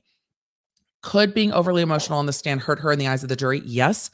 She's also staring them down. She's very much telling her story to the jury. Johnny Depp would look at them at moments and look back to his attorney. My interpretation, y'all might have different interpretations. I welcome you too. My interpretation is that it felt like Johnny Depp was relying on his attorney to get him through the story. He was looking for that anchor point in the courtroom of walking through these stories and telling them. And then he would kind of look to the jury as he was saying something and then anchor back to his attorney. I feel like Amber Heard's attorney is just kind of queuing her up and she is telling her story directly to the jury. It's a different style. It might not be well perceived by the jury, or it might be very engaging when they're in the room. It'll be interesting to see the reports out of the courtroom later today of how the jury is reacting to this testimony. Would you collab with Legal on this case? I mean, he's not really a streamer, but you know, Devin and I are connected on Twitter and things. We need to know your zodiac sign and birthday, please. Are y'all running my chart? My birthday's this weekend. I'm a Taurus. This cross left a lot of golden goose eggs on the table. He could have poked more holes in her testimony, going to earlier and the doctor earlier. Yes, but also they have Dr. Curry still to come. Is it possible that Amber Heard gaslit JP into thinking he was violent during his episodes? Maybe. I mean, we heard his testimony and we've got his testimony already in the record. Commander said, about to take the pups for a walk, but hopefully YouTube doesn't cut me out. Wish me luck. They want to say hello to everyone with enthusiasm. Enjoy the pups. Cookie Dough May said, my partner BF and I love your videos. Will Tasha, ex of Amber, be brought up at all or even asked to testify? Also, Ben Shu yesterday was amazing. I don't know if Tasha's on the witness list. I would need to look, but they can bring in the police reports because there was an arrest. Question, do you think the timeline of when she took each doctor's test prepared her to answer? I think that will need to be addressed when Dr. Curry comes back up. I watched the interview with the court commentator who said if there is only one occasion of any type of abuse from Johnny Depp, Amber Heard will win. It can. He said Amber Heard is almost 100% chance of winning this. I don't think it's 100%. The jury gets to define abuse. I think it's likely that both can lose, but the jury gets to define abuse. But if they find one incident of abuse, then is her statement really a lie? That is a very real possibility. I don't think it's 100%, but that's my opinion. I think we got the audio fixed. Is it possible that JD's team can turn their own narrative around to show Amber Heard is the abuser? That's really where they're going with this whole thing. That is their theory of the case. You can be PTSD, borderline, narcissistic, autistic, but pushing the blame on others, abuse on whatever. Sorry, this is hard for me to read. Abuse on whatever way is definitely not the way to cope with it. Saying PTSD person. Thank you, Emily. Love your voice from London. You're welcome. And we will see if Depp's team kept redirecting short and sweet, so they will have more time at the end. Maybe. Time is of the essence in this trial, and each side gets their time kept. So it might not be worth hammering cross-examination much longer if it's not helpful. I personally grew up with Johnny Depp's Fulhams. I'm not sure what that means, but I'm trying to remain neutral, unbiased. Oh, films. There we go. Let's fact check. Let the facts please speak for themselves. What do you think? What do you think will this court case? The jury gets to decide the facts, and they are getting to see both stories. I have an exam tomorrow, but I can't stop watching this. Well, study while you're watching. Unrelated. Have you read Star Wars novels? My kid has. I haven't. I will talk Star Wars more later at the end of the day. They should ask her total thought process was behind blaming the teacup Yorkies for the human-sized deuce on the bed. She'll just say she was embarrassed. Question, does it matter if Johnny seemed to not be looking at her? I think it can be interpreted two ways by the jury. It can either be interpreted as he's not going to watch somebody who is abusive to him sit, because you've got to remember in the courtroom where the counsel tables are, Johnny Depp's side is most directly below the witness stand. So in the long side of tables, Depp's side is closest to the jury and the witness is closest to the jury. So they're lined up in the courtroom. When Depp testified, he could look directly at his attorney or back at his counsel table without having to look at her. She can stare down from the witness stand at him. He might not want to make eye contact with her because it can be spun as he's trying to intimidate her and he's trying to stare her down on the stand, which I have seen numerous defendants do to victims and witnesses on the stand. They will stare down the person testifying to try to intimidate them.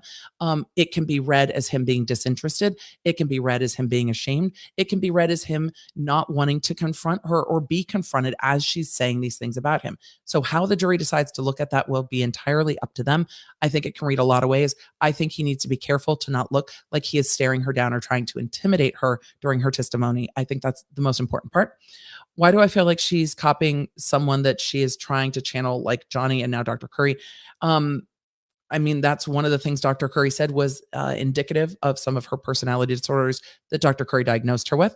She is now human to us. Say what you want about our system, but being able to defend herself is a good thing, even if you are patiently waiting for cross. I completely agree. This is a hallmark of the system here in the US. You get to hear generally both sides of the story. Twice her age, the math ain't mathin'. She's 36. The math ain't mathin'. But that's her characterization, right? She's young and susceptible, and he's older and wiser and richer and sophisticated, and she got swooped into all of this. I can see how she got Johnny, gorgeous and likable when she wants to be. Scary to see different sides of people. Hope she gets help. I hope she gets help too. They seem to live a miserable life together, and no one should. Very dramatic. And I don't doubt when she's talking about like their little blissy love bubble, I don't doubt that that's her truth at all. Both of them described it, but that can also be part of that volatility. Whether that means her statements are true or not is a different story. She would have fallen in adoration very quickly. It seems like they did. It almost feels like hearing like a high school kid talk about romance. Referring to Johnny and not Mr. Depp shows a naivete. He referred to her as Miss Heard, but I think it's trying to show affection and not distance, but we'll see. Notice how nice she is now compared to interviews. Well, they're going to play the audio of her, and the jury's already heard a lot of audio of her. So she has to humanize herself to the jury. All they've heard really from her is her screaming or crying on tapes. She's framing herself as a fragile ingenue before a big, strong, powerful actor man. She is. That's how she framed it.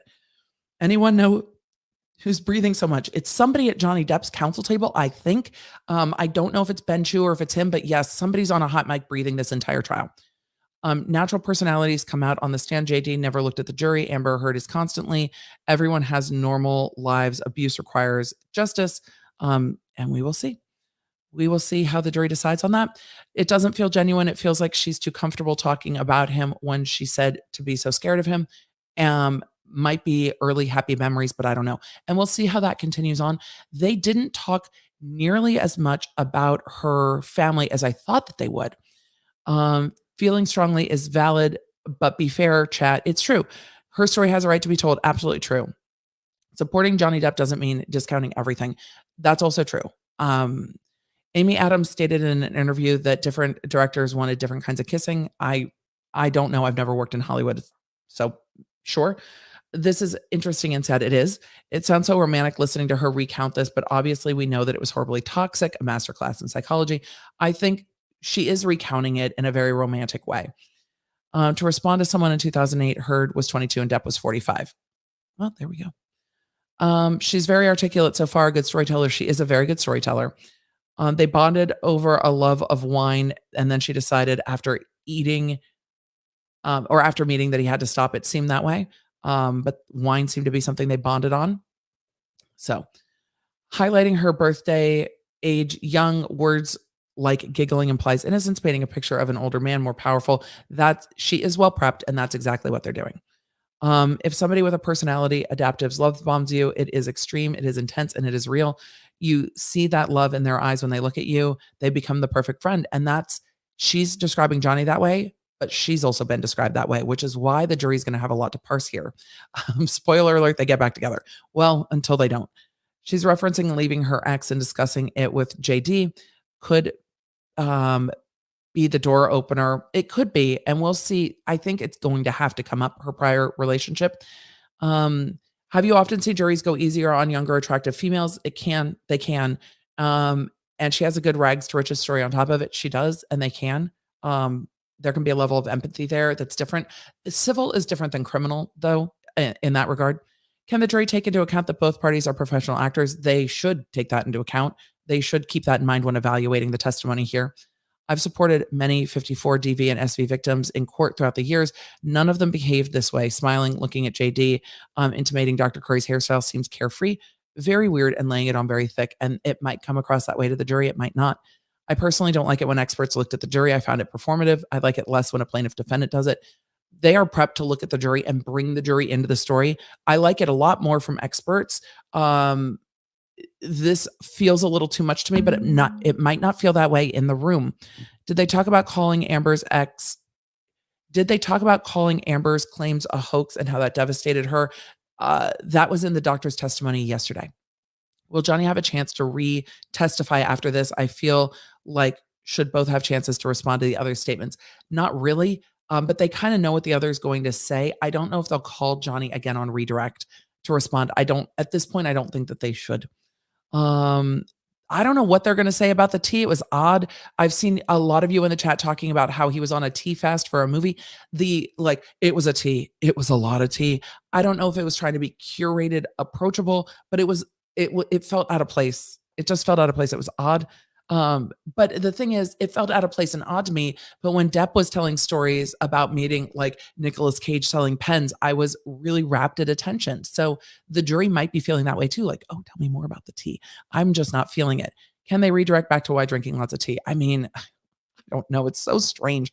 Maybe they'll ask, did you know he was on a tea fast? I don't know if they'll even address it. It might just have come across as completely over dramatic. Is she trying to allude that he was using tea as a detox? I have no idea what she's trying to allude to. It was weird. Check rum diary kissing scene. No face grabbing. Both are French kissing. I mean, okay. There could have been multiple takes, I suppose. Maybe she will get him mixing his tea or acting like, I don't know. We've got a lot about the tea. It was just very, very strange. So we'll see. It feels like she's acting, and the jury might feel that way. They might not. I think she is emphasizing the tea so much because he drank that when he couldn't drink alcohol. So when it was alcohol, it was lots and lots of alcohol, maybe. And so it had to be lots of tea to replace it, possibly.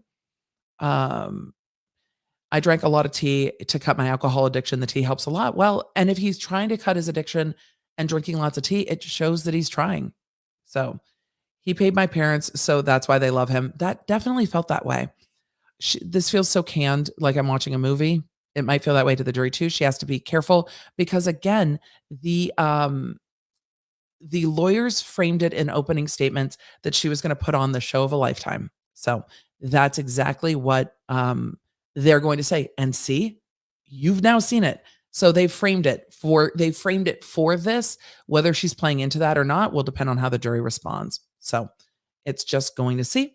The problem I have with her story and facial expressions incompatible at the point she's making. Who wouldn't have been enamored with forbidden romance, wealth, and fame, and his hard-earned career? JD sounds petty, giving to strangers, pretty, giving to strangers. Thank you, sure. Why do I feel like Amber is acting, lying? I don't know if others will. I think we've seen a lot of that. So we will continue on. Some of her comments seem really dramatized. They do. Amber Heard had pictures of Johnny Depp in her childhood room. I'm sure that'll come up on cross if they can ask her about it. If she's mentioned it elsewhere, that'll come up. Because she was like, she said that on direct. I didn't really know who he was. Like I knew who he was, but I wasn't like really a fan. I wasn't really a fan of movies. So if there is an interview, if there's anything out there where she talked about that, it will come up. She's going to downplay PTSD from childhood. She definitely downplayed her childhood for sure. Let's see. We're going to keep going with super chats. What if she has an earpiece under all that hair? I mean, I think it would come across as distracting. I don't think she should. If it became an issue, it would become a real big issue. So I don't know. Johnny Depp is so lucky that Amber Heard didn't go the conservatorship route. He'd be cooked. Also gun collection. I mean, I don't think he's at the point where a conservatorship is needed. I don't think there's anything to show that at all. The reputation about the tea is perhaps trying to convince the jury. It was odd. It was just odd. Abusive father, but also salt of the earth. It's interesting because I think, well, we'll see how they try to say it. Like, this is how she knew there could be this dichotomy in love. She understood that somebody could be abusive to her, but love her, and it blurred the lines. That might be the direction they're going with that because we've heard that argument already. I don't know if the jury's going to feel any of this is true. And I think they're going to feel put off by some of this, but we'll see. That's why they could actually rule against them both and say, nobody defamed anybody. All of you go away. So, thought she started good, but the more she talks, and we're going to get into it tomorrow. If Q's could just say a past transcript was incorrect, couldn't anyone just deviate from the stand and blame a past transcript? She was just saying it was I mean, I guess yes, but she was saying it was an error, but they were saying, but you didn't correct the error. So you have time to correct the error. They didn't make a big deal out of it because it was about her rate, but it could come up more. My grandmother used to make her hot toddies with tea instead of just water and add rum and whiskey to it. That sounds delicious. We love a hot toddy. Use a hot toddy. Do you think JD's legal team missed the statement from Dr. Hugh yesterday about how Amber Heard's greatest trauma is from people? I hope not, because I was screaming over here. So I hope they didn't miss it. There's a lot of them, and some of them that are sitting in the back are reading this in real time. So I don't think they're going to miss anything. That's a fucking fleet of lawyers going line by line over this trial and hearing it in real time and reading it in real time. So I'm confused about the timeline here as well. JD was a tea drinker earlier, I think. I mean, I think we've covered the tea. I'm going to try to get through some of those because thank you for the super chats. I don't understand why the tea is relevant. Her tone sounds more like it's unfortunate it didn't work out rather than someone recalling an abusive relationship. We'll see how that changes as her testimony changes, or as her testimony progresses, I should say. So we'll see. She was his current muse. It didn't feel bad yet, and that's fair too. I'm hearing the court coming back from break. All right, we ready for the jury? Yes, Your Honor. Okay, great. I think she's comfortable saying Johnny. I don't think he's comfortable saying Amber. I think Amber was the person he loved, and this person in court is misheard, not the same person. Love bombing falls flat to me. This is the guy who saw Isaac's art and decided to sponsor him and move him into a penthouse. He's on a different level. And that could be it too. This is just his nature. It's not that he's love bombing per se, but I didn't see, so the jury's coming in now. That's why they're standing. I also didn't see a lot of testimony about love bombing from their DEP expert, but I know I missed a few little pieces of that. So I'll have to go back and look. She continues to fondly refer to him as Johnny. She does. Love your channel. Thank you. Appreciate it. Is she trying to align Depp with her father as an abuser? I don't know if she's doing that. Why is her older sister never mentioned? I don't know. I don't think her older sister is going to be testifying. I think Whitney will be. Lawyers get past leading by saying, Thank if you. anything, Please be seated. Not always. Your next question.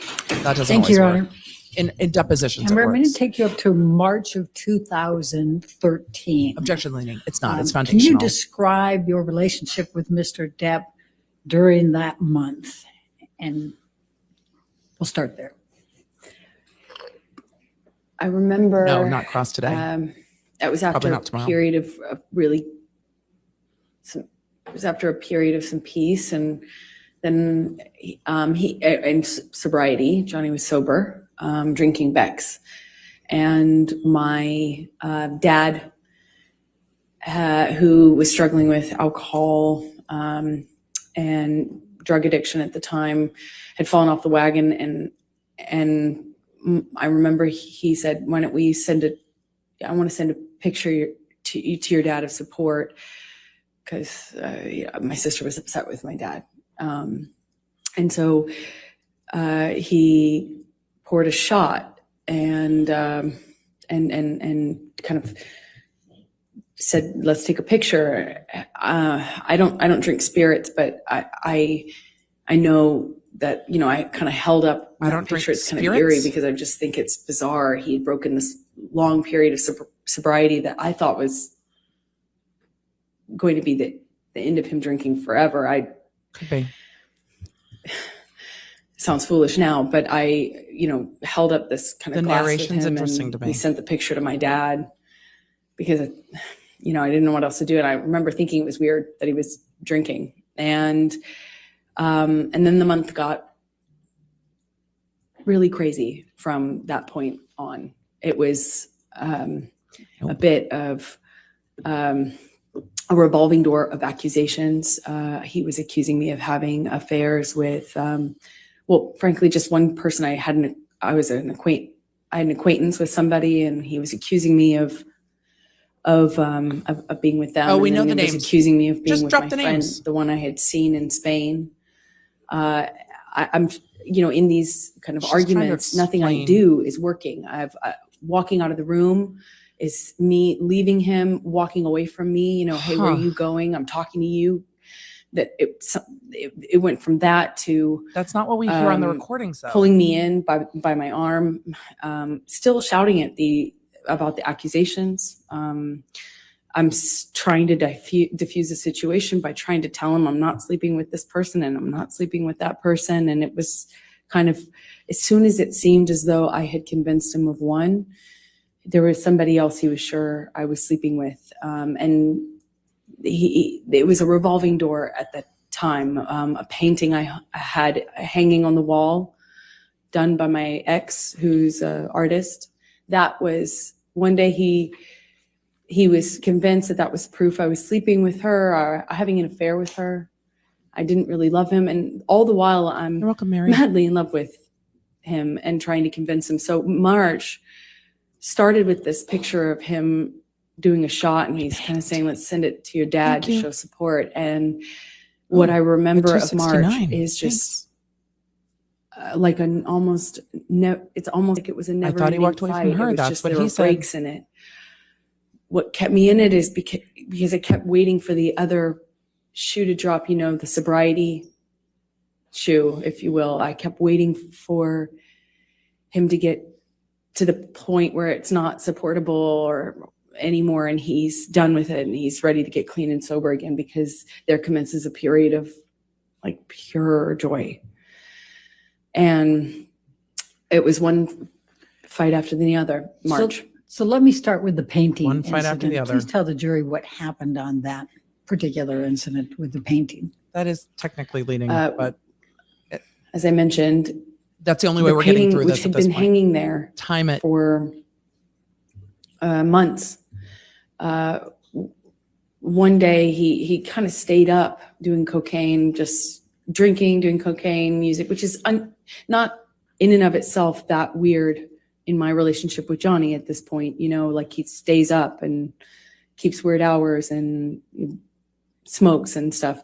But He smokes and stuff. He was drinking brown liquor and doing a lot of cocaine, and it was like, it became clear to me in that argument, if you will, that he wasn't making sense. He had effectively just taken, it seemed like, a turn and had decided that the painting was an offense that he could not forgive me for. It meant I was having an affair with my ex-partner, with whom I had already split, and it made no sense to me. So I'm trying to kind of quell the accusations by saying, you know, it's been there, and what are you talking about? And it's like, that doesn't mean anything. And, you know, he was demanding I take it down. He eventually takes it down and tries to burn it, but it was unsuccessful, luckily, because he wasn't with one of those normal, what do you call them, Bic lighters. He wasn't very successful at doing it while drinking. If you had alcohol in a lighter, you can light shit on fire. Ridiculous fight. Like, didn't feel like it needed to I have be questions. an argument, but it seemed like nothing I could do, nothing I could say. Alcohol plus lighter. Tried leaving.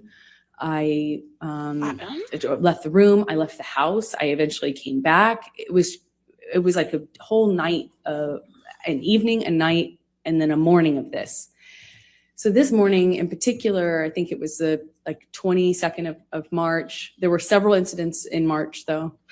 But in this particular one, he had something to go to. He was filming with Keith Richards and we're getting into Tom the picture. Waits. The picture of the. Let me, before you go into that part, Before you get to that part of your story, let's pause before you get to that part of your story. Which is already admitted into evidence, I believe, Your Honor. Yes, 161 with redactions. Thank you. She has not said she has not talked about apologizing a lot yet. And I'm going she's to talked about walking away, but that's show you contrary Defendant's to the Exhibit audio. 161. So we'll see. And the date on this is 3/12/2013, and it's That's very a possible. text exchange between you and Mr. Depp. Do you see that? I do. What's the Okay. date? And the first one is from you to Mr. Depp. Oh, the Just disco thought you should know bloodbath. there exists a book. Is that to you? Is it to Mr. Depp from you, or it's vice versa? She's trying not to lead. It's That's Johnny fair. texting me. Just thought you should know there exists a book titled Disco Bloodbath.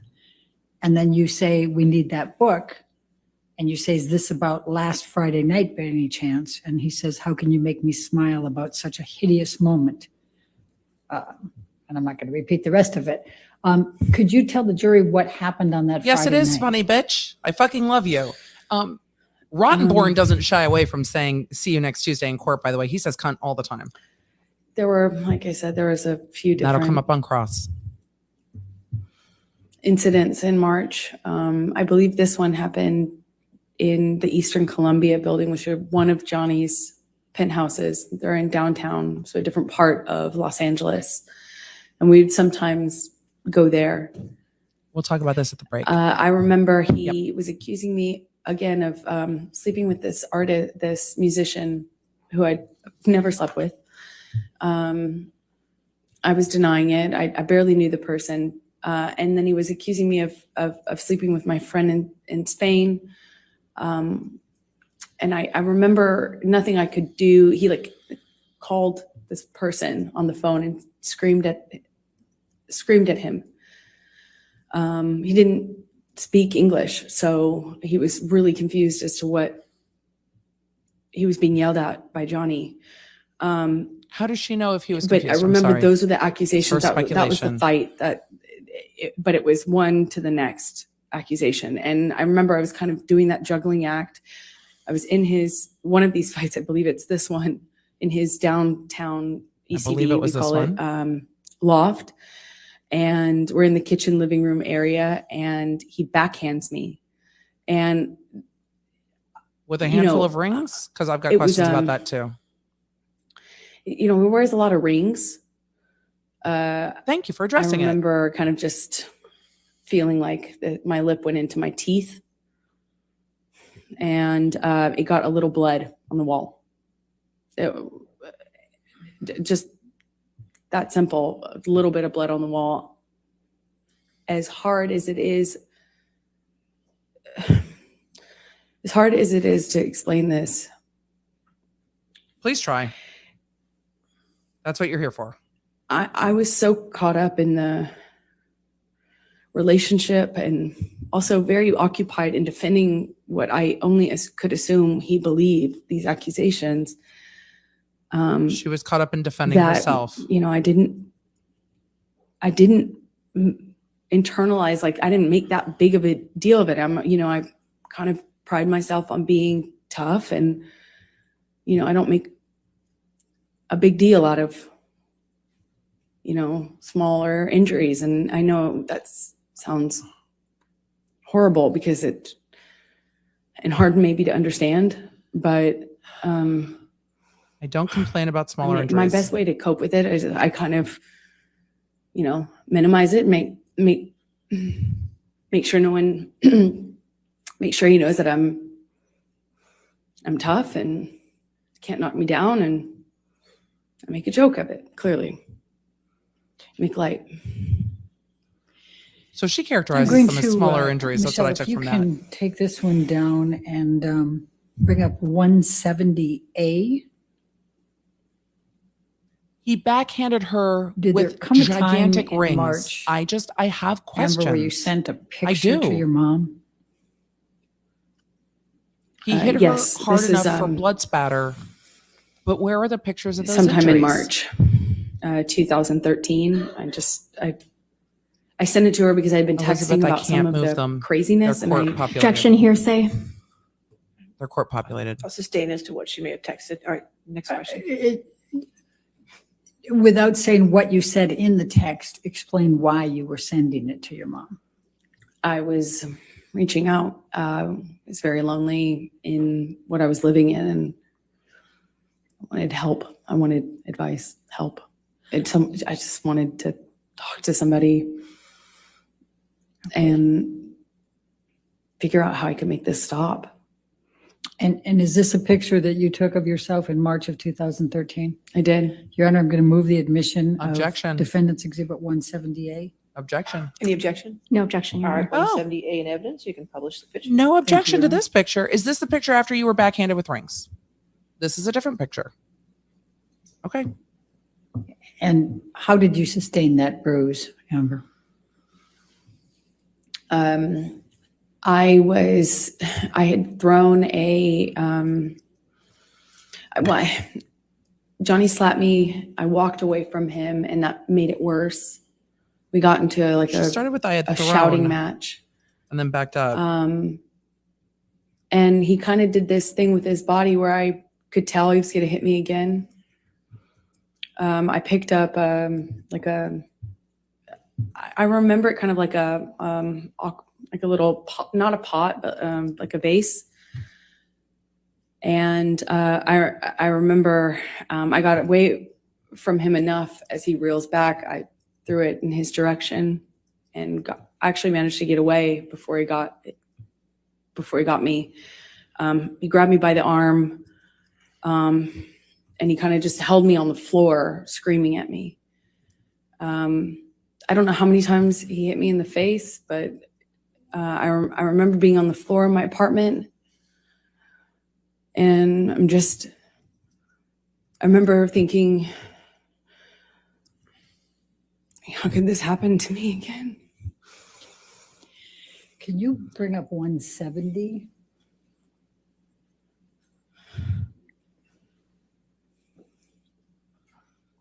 She is, Jack. She is describing this as if it is constant, very physical, extreme Michelle. abuse. And if we can, and just for Again, those are the rings for to reference. start, it's 3/23/2013, and if we can scroll up. This is a text message exchange with your mom, correct? Yes, it is. Okay, let's go. I mean, scroll down. It's there. again, it's interesting to me. She's talking about being repeatedly punched in the face in the same Your incident. Honor, I'm going to object to hearsay. Yeah. Let's wait until we get to the No. spot. You don't get to decide to wait. It's a full exhibit. Let's wait till we get to the All right spot. and Is this the picture that you sent to your mom on 3/23/2013? Yes, it is. Your Honor, I'm going to move the admission of 170, just that picture that's on the text. Along with no words?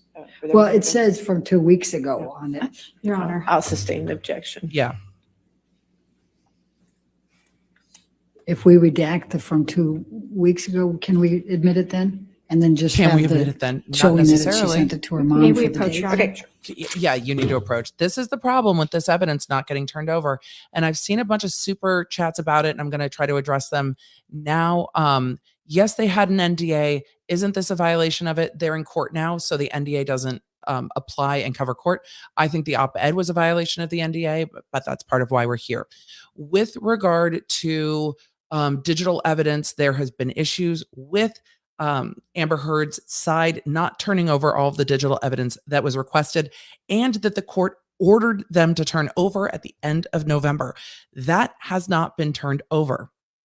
So each time it comes to these photos, there are going to be continual objections about this evidence, where this evidence is coming from, if there's any metadata to the evidence, if it's been turned over, and it's going to be a problem. So it's going to come up every single All right, time. 170 But the evidence that with photo of her redactions.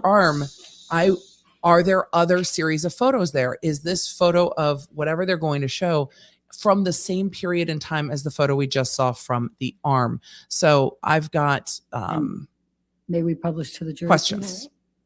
I continue to have questions. I continue to lodge that I have questions. And that's the picture you sent to your mom Yes, it is. on March 23rd, 2013? They're going to establish that she was reporting, Yes, it This is was the from same a picture. previous fight, but she said she was hit the bruise. in the face All multiple right, times now, in this same incident. Did you have any other altercations in March 2013? So I'm a little Mr. Depp? confused as to timing, Yes, because she said her arm was grabbed and her face was hit. we I'm a little had, confused as to timing. We had a couple of these fights in Orange that were around this time, one of which I started to tell you about the painting. You know, and I know I've interrupted you now twice on that, but I realize the jury doesn't. Can you tell them what you mean by orange, at Orange? Sorry, Orange was my apartment that I kept in Los Angeles at the time. And it was an apartment. So this What is type of an pre-marriage. apartment? I rented the top of a duplex. So it was a house with the landlord living on the bottom floor. I rented the top floor. Okay, thank you. Now, please continue with the painting. I'm sorry. There was a landlord. Wait, did somebody live downstairs in the duplex? I have more questions. It seemed like nothing I could say to Johnny would convince him. I have more He questions. wanted me to remove the painting. And he wanted me to admit to this affair that I wasn't having. And I didn't want to admit to it because it's not true. Fair. So I held out and he just drank more and did more cocaine. And I woke up the next morning, I think it was on the 22nd or the 23rd. I woke up in the morning and the breakfast table was like cocaine and booze. Well, And that'll come up on cross, Tiffany. I realized that Sorry for there- eating lunch, y'all. We didn't have a break today that- over here. I wasn't going to be able to talk I wasn't going to be able to talk our situation down. I wasn't going to be able to talk him out of it. And he was just so convinced that I was fighting with him or at the reason that he wouldn't leave the house, and he had something to go film that was important, and there were important people waiting for him. And I remember people were reaching out, It's his going to be days of questions, Logan. assistants, his manager sister, everyone was wondering where he was. And I kept feeling embarrassed and unable to move this person out of my house. I couldn't calm him down. I couldn't change.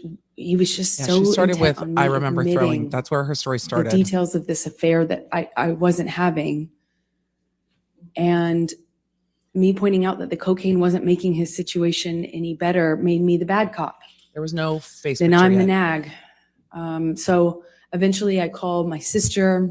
He did call her nag, I think. He had a kind of a buddy-buddy relationship with her at the time. And at the time, she occasionally did cocaine. I didn't, but she did. So I was like, hey, come take over. I agree with you, maybe Blythe. you can buddy him This and is a talk him lot of into abuse to leaving her the house, face. just getting out of the house. And she did. I remember his assistants trying to get him out. Like we eventually in the evening, I think early evening, he finally agrees to leave, but I can't tell our relationship status. I can't tell if he still is convinced of these things or if he's just going to sleep it off and it's going to go back to normal sobriety, sorry kind of phase. And he was still upset, but like seemingly calming down. So I agreed to go with him. He wanted me to go to the shoot. I had plans, so I kind of reluctantly agreed, but didn't want to set anything off. I didn't want to engage anymore. I didn't want to do anything that could be perceived as antagonizing him or engaging more. And we might So see I those went with pictures, him. Jody. We grabbed the dogs. We get in the car. We're on the way there. So they have We're dogs at headed this up. point. Sweetser's the street. Okay. It's a major street that leads up to Johnny's houses. He effectively owns the end of the street. It's like a cul-de-sac. So we're nowhere near his He home, owns but the we're entire driving end of up the Sweetser? street. Okay. And he has the window down. He's smoking. It wasn't all the way down, but he's constantly smoking. And at some point he starts howling out of the window and then grabs two small dogs. Well, one was Johnny's dog and one was my dog, but he grabs, if I remember correctly, Boo, his dog. She keeps going small like this, smaller slightly than the poop on the bed. Small Chunkier dog. Teacup Yorkie. Chunky. Grabs this Disparage the dog. Teacup Yorkie and holds Boo out of the window of the moving car. And he's howling like She does check in with them. like an animal while holding the dog out of the window.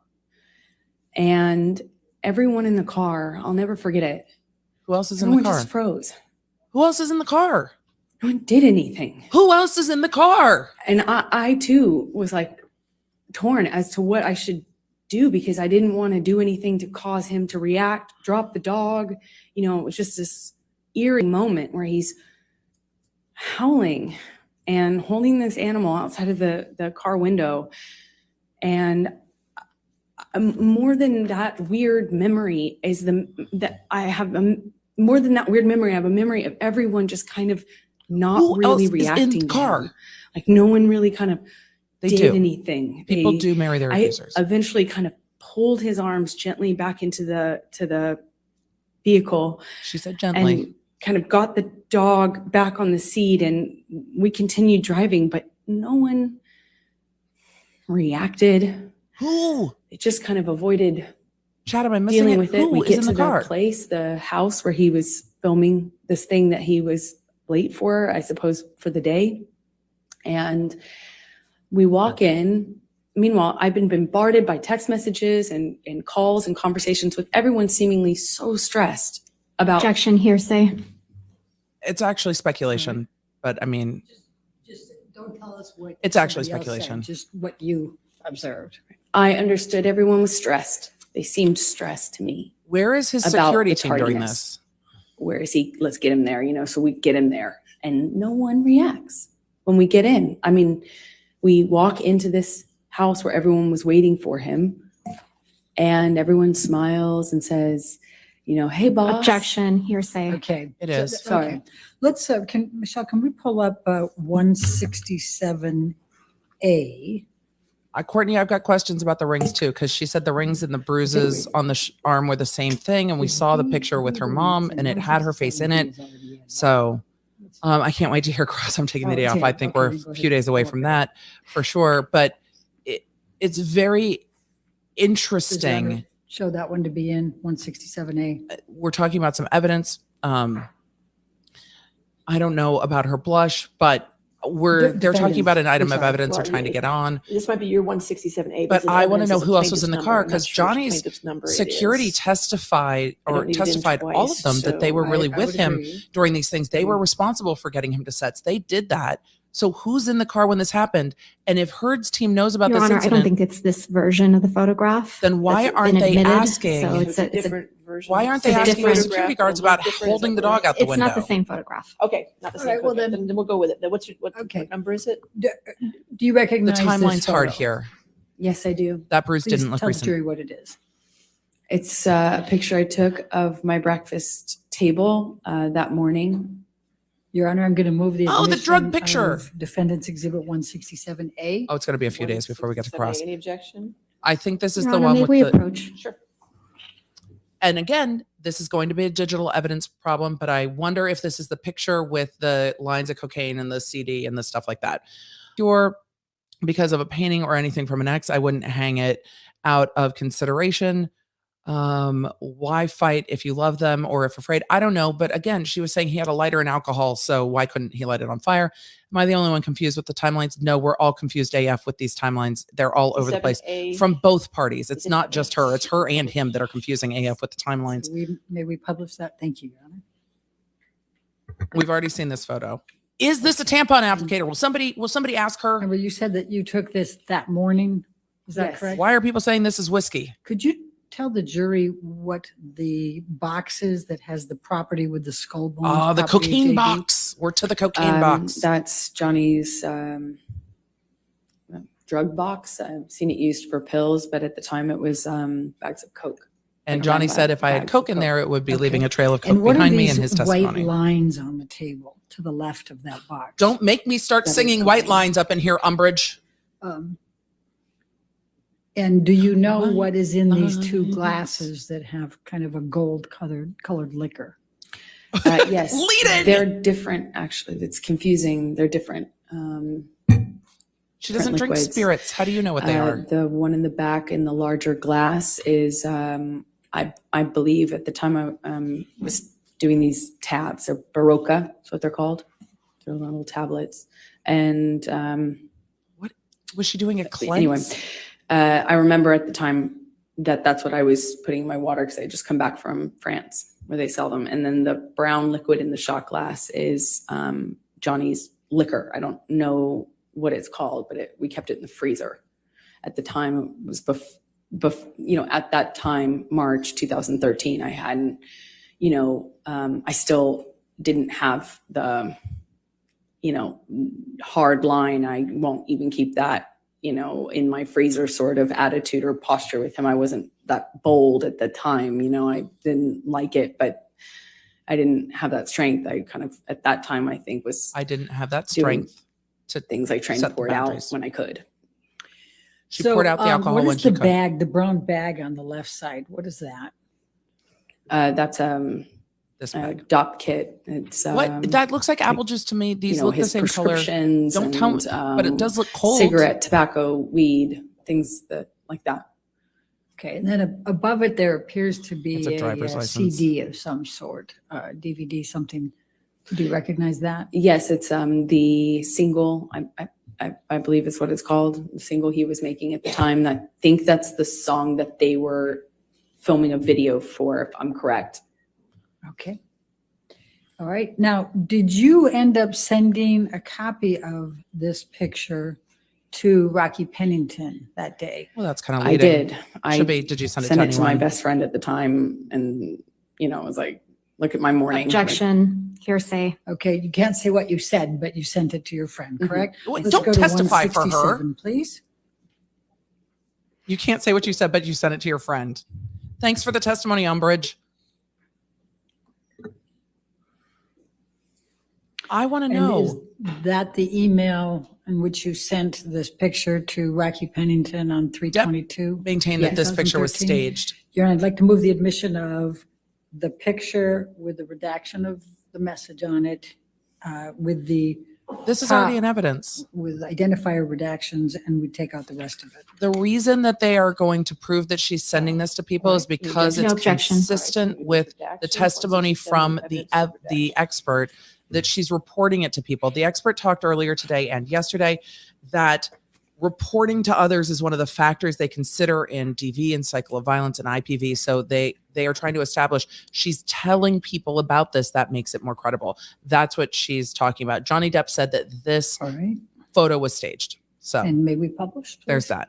We've already seen it. You've already published it because it's already in evidence. Unless this is a new photo. Is this a new photo? Is this a different photo? All right. And is this the text message, the email that you sent to Rocky with this picture? So she's showing it to Yes. people. Okay.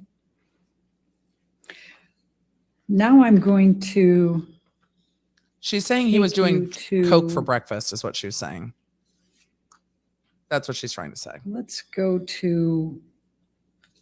They might notice. I mean, in some of Hicksville. this stuff, it's not going to be super critical. It's Let's annoying tell the to jury me. about Hicksville, May 2013. Can you tell the jury what transpired at Hicksville?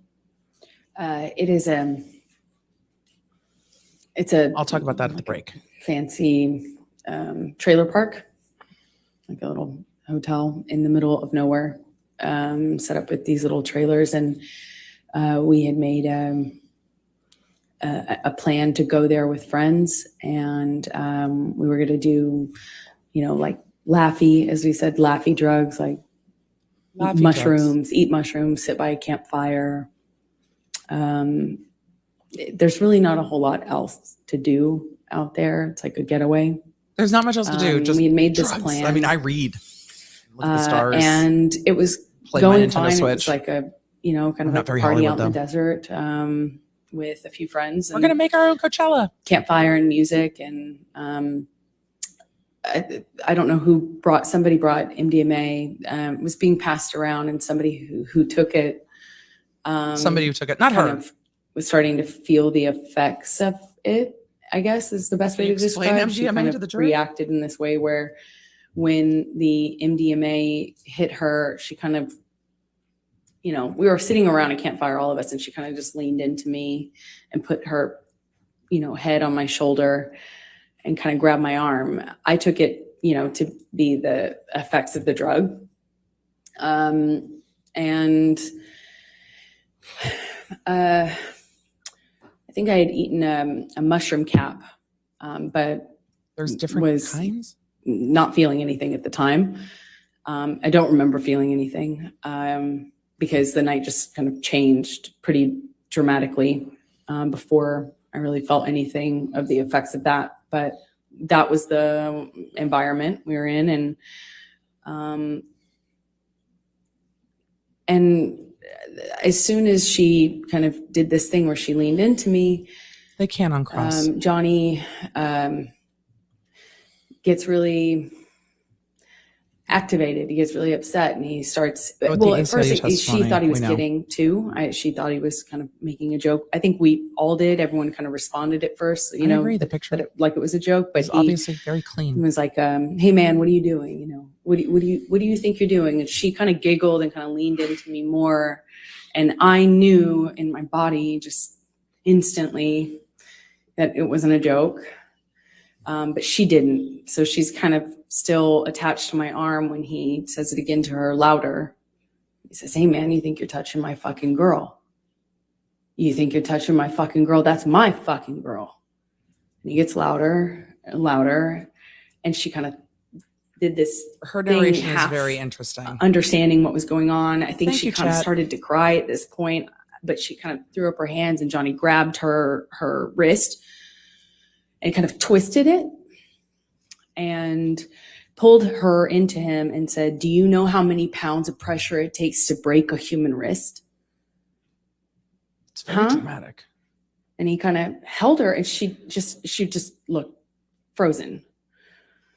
And she's crying, and was just denying understanding what was going on. I stepped in. I kind of take Johnny's arm around, kind of take Johnny's hand, and kind of we start communicating. I don't remember if he immediately was accusing me or if it was sometime after. I wish I remembered, but we agreed that we'd go and talk about it in the trailer. So we walked to the trailer. And when we're in the trailer, Johnny, by the time we get into the trailer, Johnny tells me that I had been instigating the, She does asking look directly for at the this, jury for most of this and that I testimony. had Yes, she invited does. it, and that I hadn't been honest with him about my relationship with this woman. And I didn't really know her that well. I mean, I actually don't know her Thank at all, you. but I had met her. And If you don't I know her at remember all, in the why is she out in the middle trailer, of nowhere with he's you? accusing me of lying You're a about it, celebrity. That seems and odd. that I had something with her. I'm trying to diffuse that. I'm trying to calm him down. And he just turned all that, it seemed like he turned all that rage onto the trailer itself. And he just started smashing things. He picked up something on the table and threw it right into the glass cabinet. He I don't hit know. with his hand a wall sconce. He cleared the tabletop on the little fold down. He talked about this in his Like testimony too. kitchen, dining room area in did. this trailer. I mean, it's a trailer, so there's only so much you can do. And he's screaming at me. Interesting. Just There's only screaming so at much you me. can do. A lot of narration. And I don't think so. eventually go back into the bedroom area. He comes into the bedroom area. We had what I can only describe as We'll see what her witnesses show. it sounded like nonsense from him. It wasn't making sense. And I realized that he's just probably really Look, high. Because it wasn't making sense anymore. It wasn't like a direct accusation. He wasn't hearing me when I was saying I wasn't involved, wasn't cheating on him. I wasn't secretly trying to engage this woman in some sort of sexual affair. And then it became clear to me he was like looking for something. He cleared things I've off lost the bed. timeline. I think this I is went also into the pre-marriage. bathroom. And I'm very as I come confused out, by the timeline of these incidents. he asked me where it is. I've got the location of them, but not the timing. And how long I've been hiding it. And I was like, what are you talking about? And he says, you know what I'm fucking talking about. You know what I'm fucking talking about. Be honest with me. Where are you hiding it? I don't know if that was And he the kind of like same makes to look into the or bathroom. different incident. But if it's the and same I incident, gestured to the bathroom. she which will be is to talking my right. I about kind of like gestured to him and I said, her allegations what- of sexual violence. what am I hiding and think where am so. I going to hide it? And we're standing in this little hallway area outside of the bathroom and he starts, what it feels like patting me down or saying he's patting me down. I can't recall, but he ripped my dress, the strap top part of my dress. I had just dyed this thing myself pink, and If it's his 50th It's birthday, one of those things why I- is there some random there? was like, that's just finished that dress. And he's like grabbing my, Mad about the my dress, I believe that. breasts. He's touching my thighs. He rips my underwear off. And this is getting into And the then- allegations of sexual violence. So just a warning, He- Chad, that's the direction this is going in. Just know.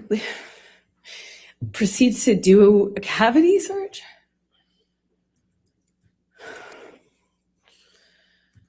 I'm surprised she's not rushing He through was this looking- testimony He said because he it's was looking for awful. his drugs, his cocaine, Like his rushing coke. quickly through it to get over it. I'm surprised that she's slowing I down was for these wondering parts. how instead of somebody who trying didn't to do skip it. cocaine and was against it. That was in and of itself causing problems in our relationship. How could I hide? Why would I hide his drugs from like he was insinuating Well, that she's I was mad. doing it or something? It made no sense. It made no And- sense and I was pissed. He was telling me we're gonna conduct a cavity search, shall we? Like, just shoved his fingers inside me.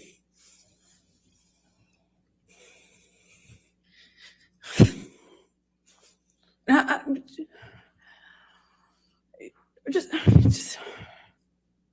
just stood there staring at the stupid light. I didn't know what I didn't know what to do. I just stood there. While he did that, he twisted his fingers around. No. I don't, They alluded to it in opening. I didn't say like stop or anything. I just.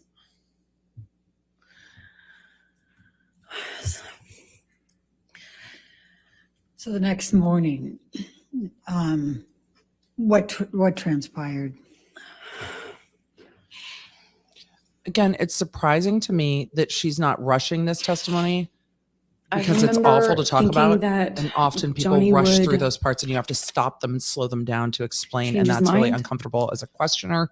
It's just interesting that she's and slowing it these would moments be, down and not speeding through them. That's something just I'm noting. It's interesting yeah, to me. I thought it would end differently. I kind of froze. I don't know how we went to bed that night. I don't know how I went to bed. I don't know how I slept. I don't know how we woke up. I don't remember having a conversation with him the next day. I don't remember talking to him about it or confronting him about it. I remember wanting it to be okay. I remember just wanting whatever fucking weird trip, excuse me, whatever trip that was to end, just to be over and for it to just There we go go. back to normal. And I remember Just, my friends were if out you're by going to the curse, pool. be authentic Like at least. There was a pool in the Whatever center what of the fucking trailer weird trip park, this and I was remember felt authentic. putting on my, just putting on my At least that face felt true. and going back into this like crap, and I remember seeing my friends by the pool thinking they were just having a great time and no one knew what was, I felt so lonely. Like no one knows what's, All your friends are there. everyone was just having a good time, like normal stuff. So I just smiled and made a joke about how trashed the trailer got. And we had to get the manager who started off furious that Johnny had wrecked the thing.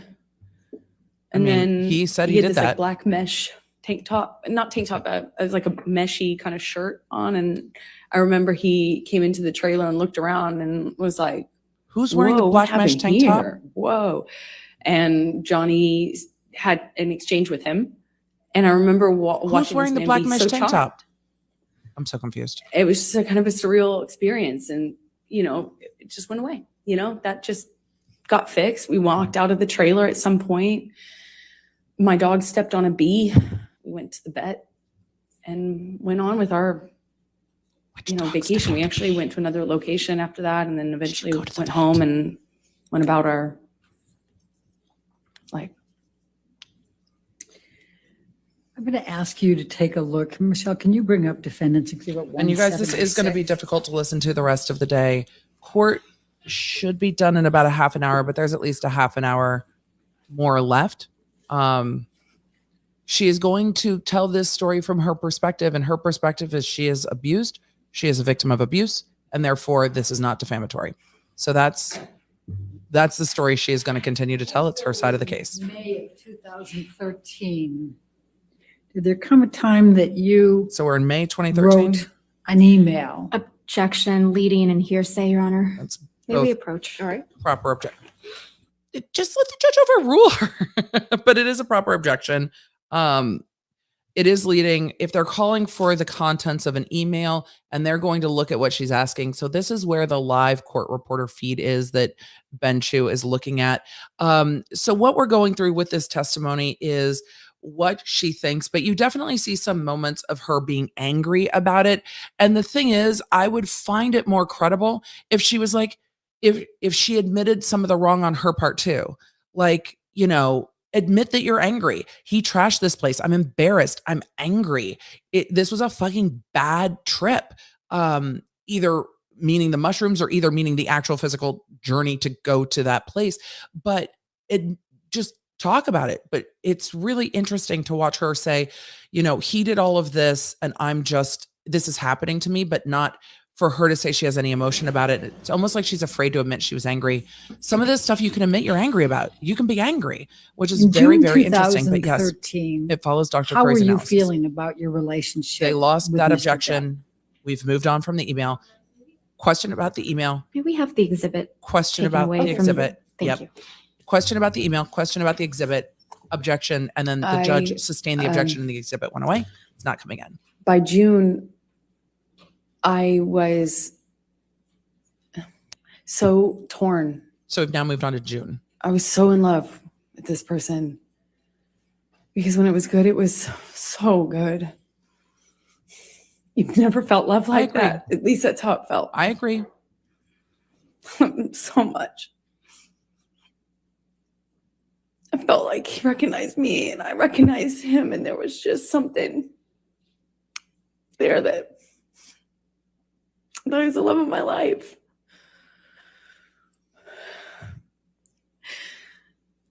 And he was. He was. But he was also this other thing. He was also this other thing. And that other thing was awful. Awful thing that would come out and take over. And it was, you couldn't see the Johnny I loved underneath it. It was this other thing.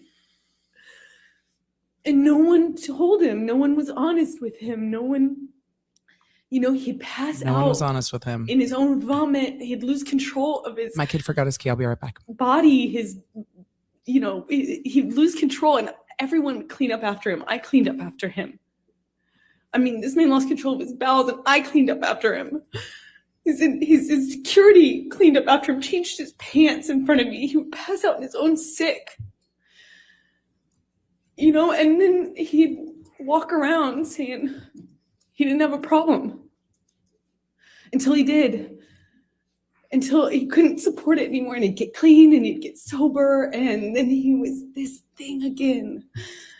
This thing that made me feel so loved, that made me feel like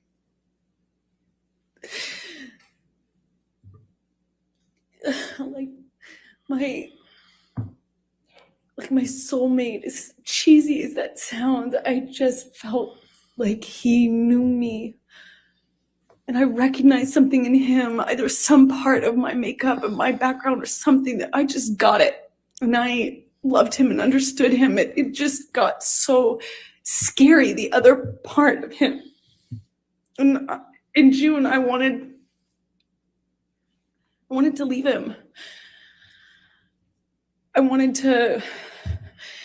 didn't want to leave him. I wanted to leave him. I wanted him to get better. And he expressed to me so many times when he was in that period of getting clean and sober, he would tell me, "You saved my life. Baby girl, you saved my life." And we've seen those text messages from Everyone him. else was saying that to me, and I believed it. If everyone else was saying it, he was saying it. I thought, just like his other friends who had gotten clean and sober and stayed that way, his older friends, these rock stars that he hung out with that had gotten clean and sober and they had 20, 30 years, something, I thought, and Johnny told me he would be that person, that he was going to be that person, and I believed it. I had so much, I looked at that man twice my age, I was 25, looking at this man twice my age, and I saw hope and promise. I had so much hope. The whole thing, kids and growing old together, sort of hope. If it was just for this one thing But he's that twice he could your age. do, That's interesting. which would save his life, which would be to get clean and sober. And I believed it. And I wrote this letter to myself, among many letters to myself. Objection, Because I hearsay. thought- All she did was refer to that she wrote it. She isn't saying what she said. I'll overrule for that. Thank you. Okay. I wrote that letter because I thought it would be read to him. I could read it to him. I could say it to him in intervention, in help. And he would later thank me. I think her defense is it's about Johnny. As he did, and it's as true. he used to thank me all the time for saving his life. It's about Johnny, and it's true. Did there come a time later in June that you finally met Johnny's kids?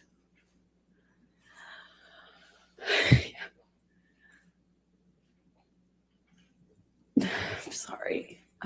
We'll see what comes in on cross.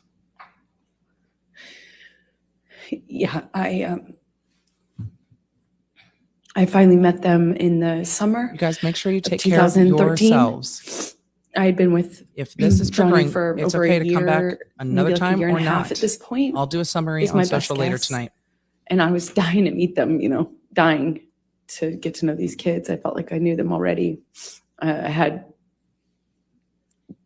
his daughters, and Jack's, both of his kids' art on my fridge, and I had never even met them. Johnny had brought them over one day and kindly given them to me, and I had them up on my fridge because I felt like I knew them, just how much he talked about them. And I finally got to meet them at the Lone Ranger premiere Kids at art Disneyland. on my fridge. Summer 2013. No, So then I'm going they to can't make them take a lie detector test. and it's not much of a jump, to June 26, 2013. There was The a glass did look frosty. plane ride to Russia with Johnny. Do you The recall glass that? did look frosty. Yes. Tell the jury about that particular event. Well, that was the first and last time I ever decided it would be a decent idea to do drugs with Johnny. I did MDMA with, or Your wedding had dinner, did MDMA dancing, and with him drugs. on the plane, I have questions. which was as stupid as it may sound. I just had never, I was very against, obviously the cocaine had been a problem. I was very much against him using cocaine. I was against the drinking, supportive of the sobriety, but I'm 26 maybe. The wedding had dinner, dancing, ish. and drugs. And I wanted, I had never heard of anyone making MDMA like what I had done MDMA before. I thought it's a lovey drug. It's it's like a kind of, I never knew anyone to. It's a cute drug. It's cute. Get She wants to say it's violent cute. on it. It's adorable. And, I thought, well, this is a relatively contained environment. A plane. Maybe this will be different. Maybe I can be a good cop and be part of the, I don't have to be the lesbian counselor all the time, as you would say. I can maybe be the fun girlfriend. And I learned the hard way that was not happening. So what happened? Well, what happened? You learned the hard way about what? We took MDMA. I took a capsule. It's like a powder in a capsule. I took a capsule, and A capsule of what? Johnny MDMA? took several. I didn't count, but it's very different when you see someone take one versus a handful of something. But nothing that seemed to set any alarm bells off, and things were going fine until.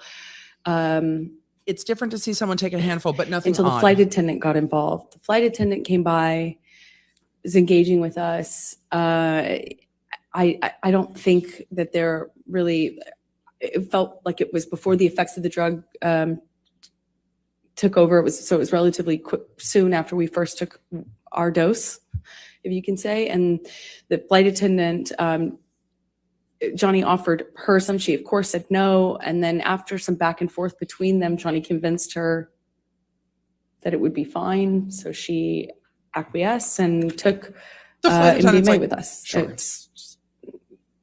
And within, a few minutes go by, and the same thing happened. Yeah, that I guess they're on a happened the plane to mushrooms, Russia. at Hicksville with the woman, Kelly Sue, who I've told you about. Who's Kelly Flight Sue? attendant got friendly with me, but just friendly, just like MDMA friendly, was No, kind of- I don't know. I'm a woman, he's a man. So she was naturally, I think, more comfortable with me physically. She kind of leaned into me and kind of sat on the arm of the chair I was sitting in. I mean, after all, she's on drugs, and Johnny grabs her hand and tells her not to touch me. And she kind of reacts. I'm so confused. In a way, like she's defending herself and was trying to clarify. And he grabbed her by the wrist and slammed it down on the table and told her he could break her wrist. And I remember thinking, I've heard this before. And that was She's a retelling us pattern the that exact same would repeat itself a story. few times. these things would happen in these kind of cycles where there'd be a certain element that would get filtered for a while, whether it's an accusation or a gesture. But and that where's would the be rest of the thing that team? he looped on. I called it loops. And he grabs her wrist and he tells her he could break her wrist. She cries instantly, denies it, is so apologetic. Eventually he lets go. She goes to the front of the plane where the flight attendant, normally There's hangs out. a lot of and descriptives. The doors closed, and I don't see her much of that whole flight. We land in Russia, and Where's the team, I don't really though? remember, Who else is on the plane? I don't recall any violence on the plane between Johnny and I, but I remember feeling this tension because I was wondering when it was going to aim at me, because he had this particular thing about, at the time I'm so understood he had a confused. particular thing, a sensitivity about me and women, because I had a female partner. So I was feeling nervous, anxious, and I remember we had a very quiet ride. At least I didn't say anything Is this to the ride to the bad hotel. stuff? The ride to the hotel? And almost as soon as we get into the hotel room, Johnny's accusing me of effectively having engaged that, caused that. I, of course, What deny did it. he say? Point out what I thought was obvious. That, What did he say, though? You're we'd allowed to given her talk about drugs. it. Wasn't an affair, and I'm trying to argue and defend myself at the same time. And at one point, Johnny just shoves me, just shoves me hard. And I fall back onto this glass table. I catch myself on the table. She falls back on I the don't glass know table. how They're just sparkly. some furniture got knocked around. There was I'm trying to stand up for myself. I'm trying to stand up, literally. Wait, but what happened to the at this table? point, I don't even try to hit back or try to run. I'm in this hotel room trying to do my best to fight mostly the verbal accusations, but also I try to stay on my feet, I'm stuck at the some glass point, table. It feels like a Johnny scene out of whacks me in the Twilight. face. And I'm so confused. I don't remember feeling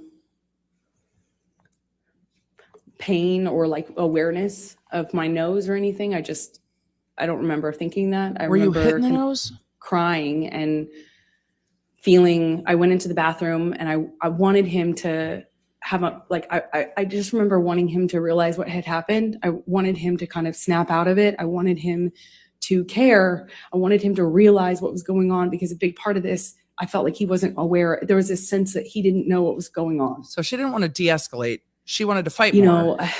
I wanted him to know what he had I don't know how much done. the drugs or alcohol is a part of this, but I remember crying. I came out at some point because I don't hear him in that room. I remember we had been arguing in the main room, but I went out to the hallway, which is where I presume he walked out, and his bodyguard, Jerry Judge, was in the hall. And I don't recall seeing Johnny in the hallway, but I remember seeing Jerry Judge, who gestured to my Objection, nose. hearsay. She's just saying gesture. He hasn't No, said she's not. anything She's yet. about to say something else. Gesture's fine. I'll overrule the objection. He gestures to my nose And then said, and holds out his handkerchief, like a cloth handkerchief. And I instantly felt really embarrassed. Do I you, felt ashamed. I don't know how else to describe it. I just felt like just really embarrassing. And I went inside Okay. the room. what, if any, injury did you have? I had a little blood coming out of my nose. I didn't know it. I didn't feel it at the time until Jerry Jerry let me know. blood coming out of your nose is a very specific feeling. And I went inside the hotel room, and it is embarrassing as it is. I So when it gets remember, hit, the nose just tends to wanting- bleed a lot. I remember just wanting Johnny to say sorry. I wanted him to realize it. It's so stupid, but I like the emotional part. I just wanted him to acknowledge that this was, I have that questions. he could hurt me, and They're in a hotel now, I apparently. wanted it to be okay. I didn't want him to think I was interested in this flight attendant. I didn't want him to think that I would She wanted to capable of prove cheating on him. I that was she in was love right. with him. I wanted, She wanted to prove things to be herself. okay. She wanted to defend herself. Let's take you to July 9, But what she didn't say 2013. is she wanted to Did there de-escalate come the a person time who had that just you hit her went for and shoved her into a ride glass you went table, to the Bahamas and went which on a is ride where with it's confusing the for me. yacht with Johnny and his kids? So now we're getting to the It was Bahamas. less like we flew out to the Bahamas to this I island. don't know where this is in time to when they're married or He not. was It's very selling confusing. the yacht to J.K. Rowling, and he wanted to kind of have a goodbye Sale. trip on the yacht. So it was docked off the island, and I went with him and his kids, who I had quickly developed a bond with and loved. And we brought a friend along with us, I think, to kind of help. And yeah. Okay. Tell the jury what happened on that trip. Johnny Tell the was, world, Johnny. upset Sorry. that he had to sell the boat. Yeah, she And keeps framing he for the was, jury for sure. off the wagon again, but he didn't want to tell his kids, so he was hiding it from them.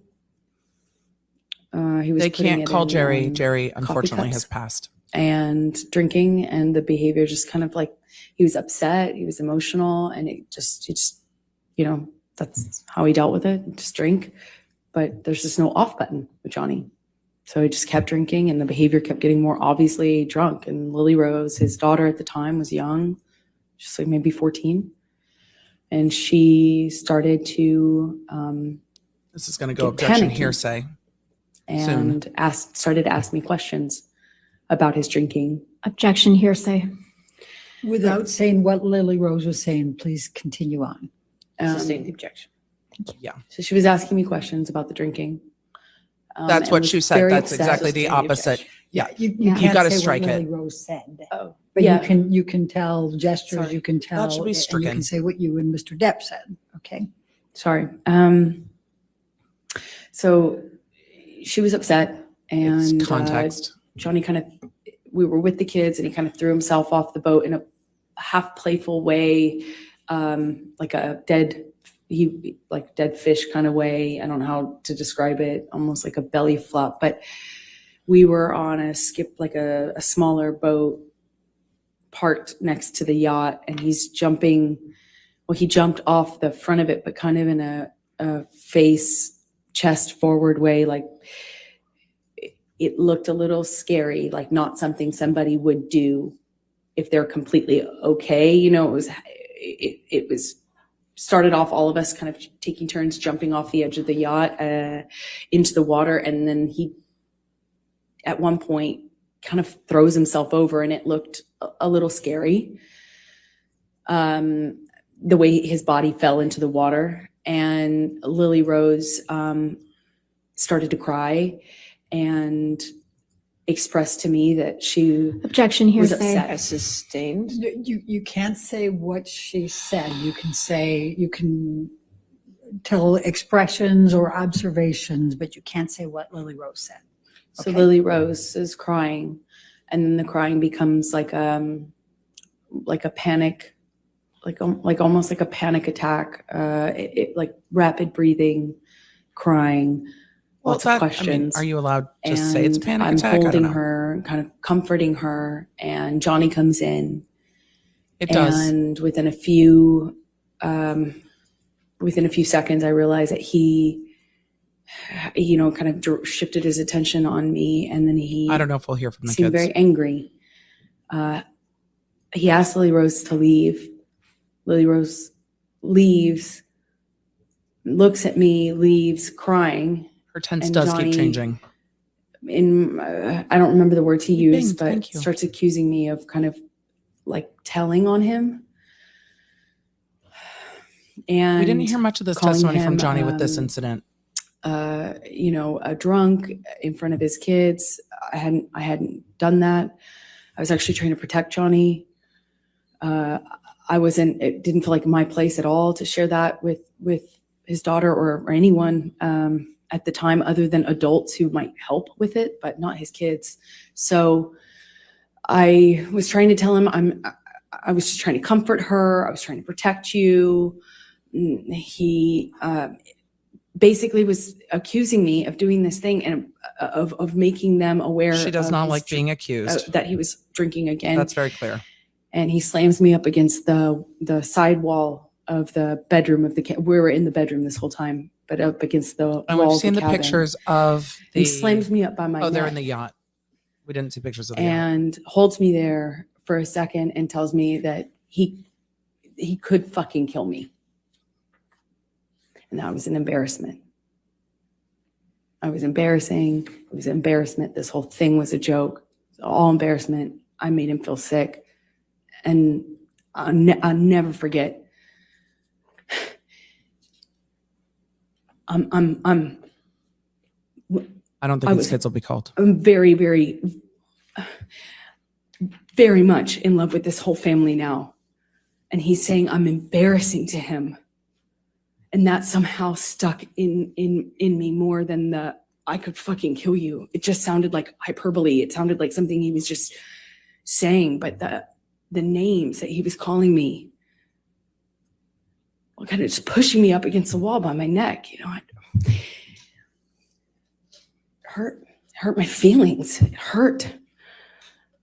When I communicated when I saw Lily Rose again. I have questions in the shop. I won't say what she told me, but the next thing we do is we call for a helicopter to come and take us off of the boat or off of the island. So we leave the boat, go to the landing. I don't know. Of a part of the island, or maybe it was a different, island we had to get to leave, and we take off. I'm holding Lily Rose literally holding her under my arm while sad. She's crying, and we're lifting off. And Jack ended up not coming with us at the last minute. He stayed behind. And we were taking off, and I remember being really torn about leaving.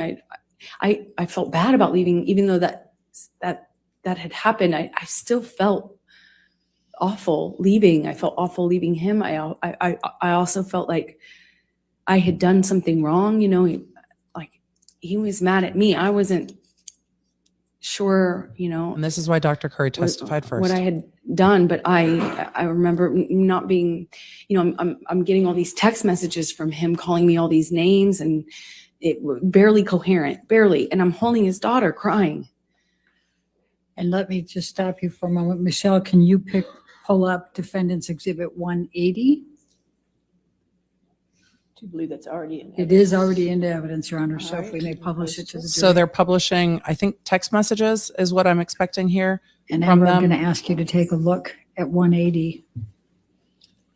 Incoherent text And- messages. This is text messages from Mr. Depp to you. Do you recall these? Are these the same Yes, I point in do. time? And are these the text messages? Yes, that's what he was sending me while I was taking care of his daughter. And yes, she is the one calling him a deadbeat dad. That is true.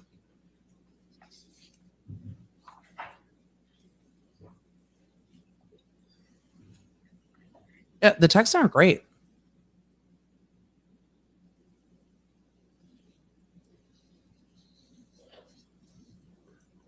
They are having a moment to pause for effect, which is smart. Let it sink in. Tell the jury this is important. Hey, these are a big deal. This is abusive. That's what they're trying to say to the jury by pausing and going over these texts that we've Your already Honor, seen. I'm about to go by into the by. another event. Should I keep Your going? Honor, do you want to break? I mean, that's fine if you think this is a good point This to is break probably- for the day. And this is a good point Okay. to break for the day. All right, ladies and gentlemen, we'll go ahead and conclude for today. Again, do not read anything about this case. Do not do any outside research, and don't discuss it with anybody, okay? Have a good evening. We'll see you in the morning, okay? And the jury's being dismissed. Thank you. That's the end of testimony for today. We will resume this direct examination tomorrow morning at 10 a.m. Central Standard Time, which means I will be here at 9:50. No, that's Eastern. 9:50 Eastern, 8:50 Central Standard Time, which is where I live here in Middle Tennessee. But that is the end of testimony for Amber Heard's first half day. We are going to talk about this. I've got a little time to cover super chats.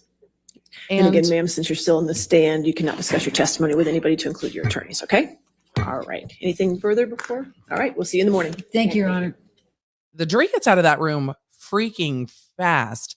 The text messages say Steve because that is their nickname between the two of them, Steve and I believe it was Slim.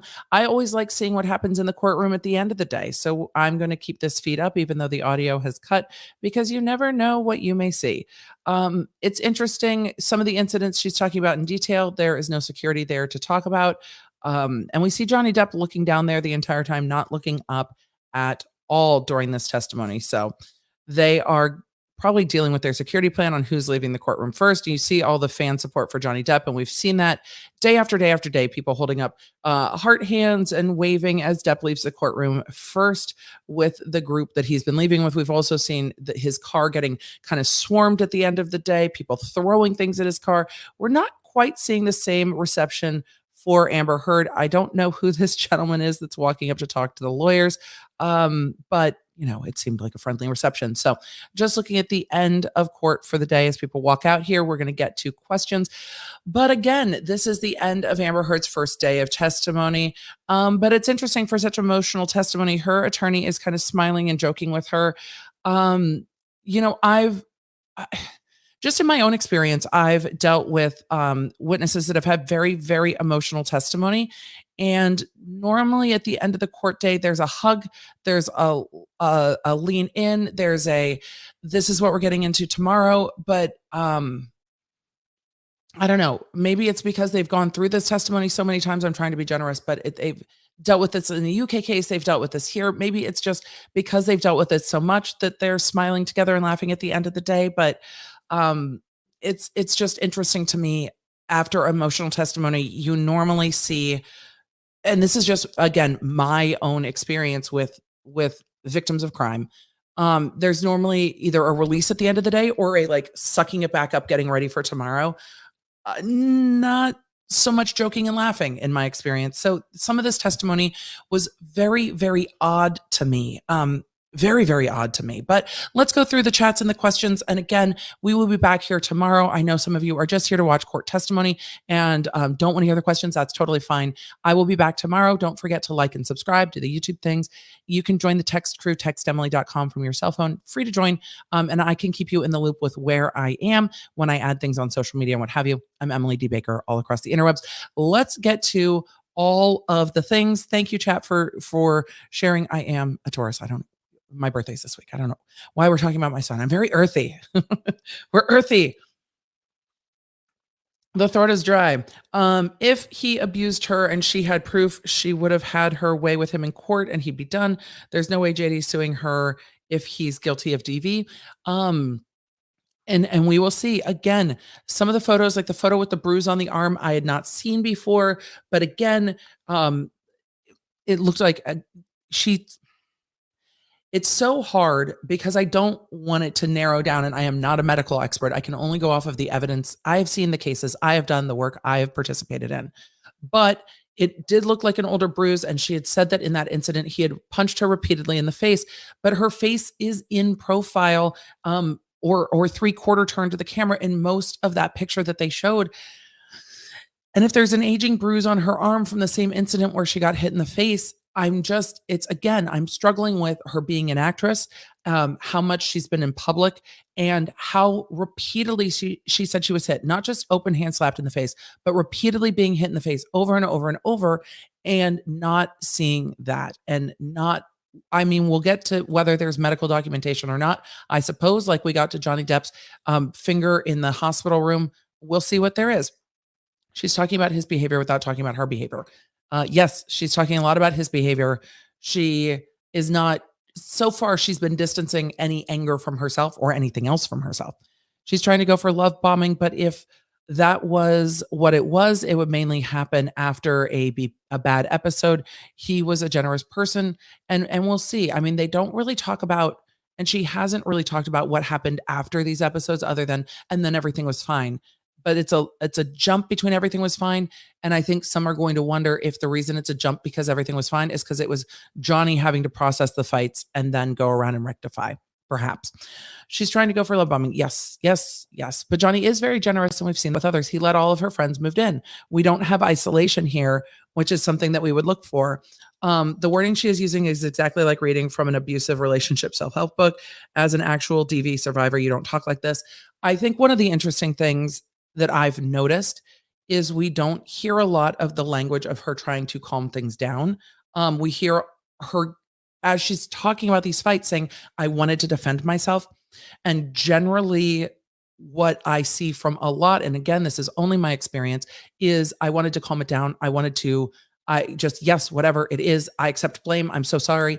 We're not seeing a lot of those behaviors where she's trying to calm the situation. She says she's trying to calm, but her words say, I was trying to be right. I was trying to defend myself. And that's a disconnect a bit for me, in my experience. All of his exes and own daughter are actors, models, but all of a sudden it's a problem when she does it. And we've not heard that from any of his other relationships. We haven't. I bet she's going to say beer was in the teacups. I mean, maybe she will. Let's see. Vanessa was a model. He didn't mind her outfits. It seems that this is the only time that we have seen this from them. Sorry, you guys, I have to answer a text real quick. Sure.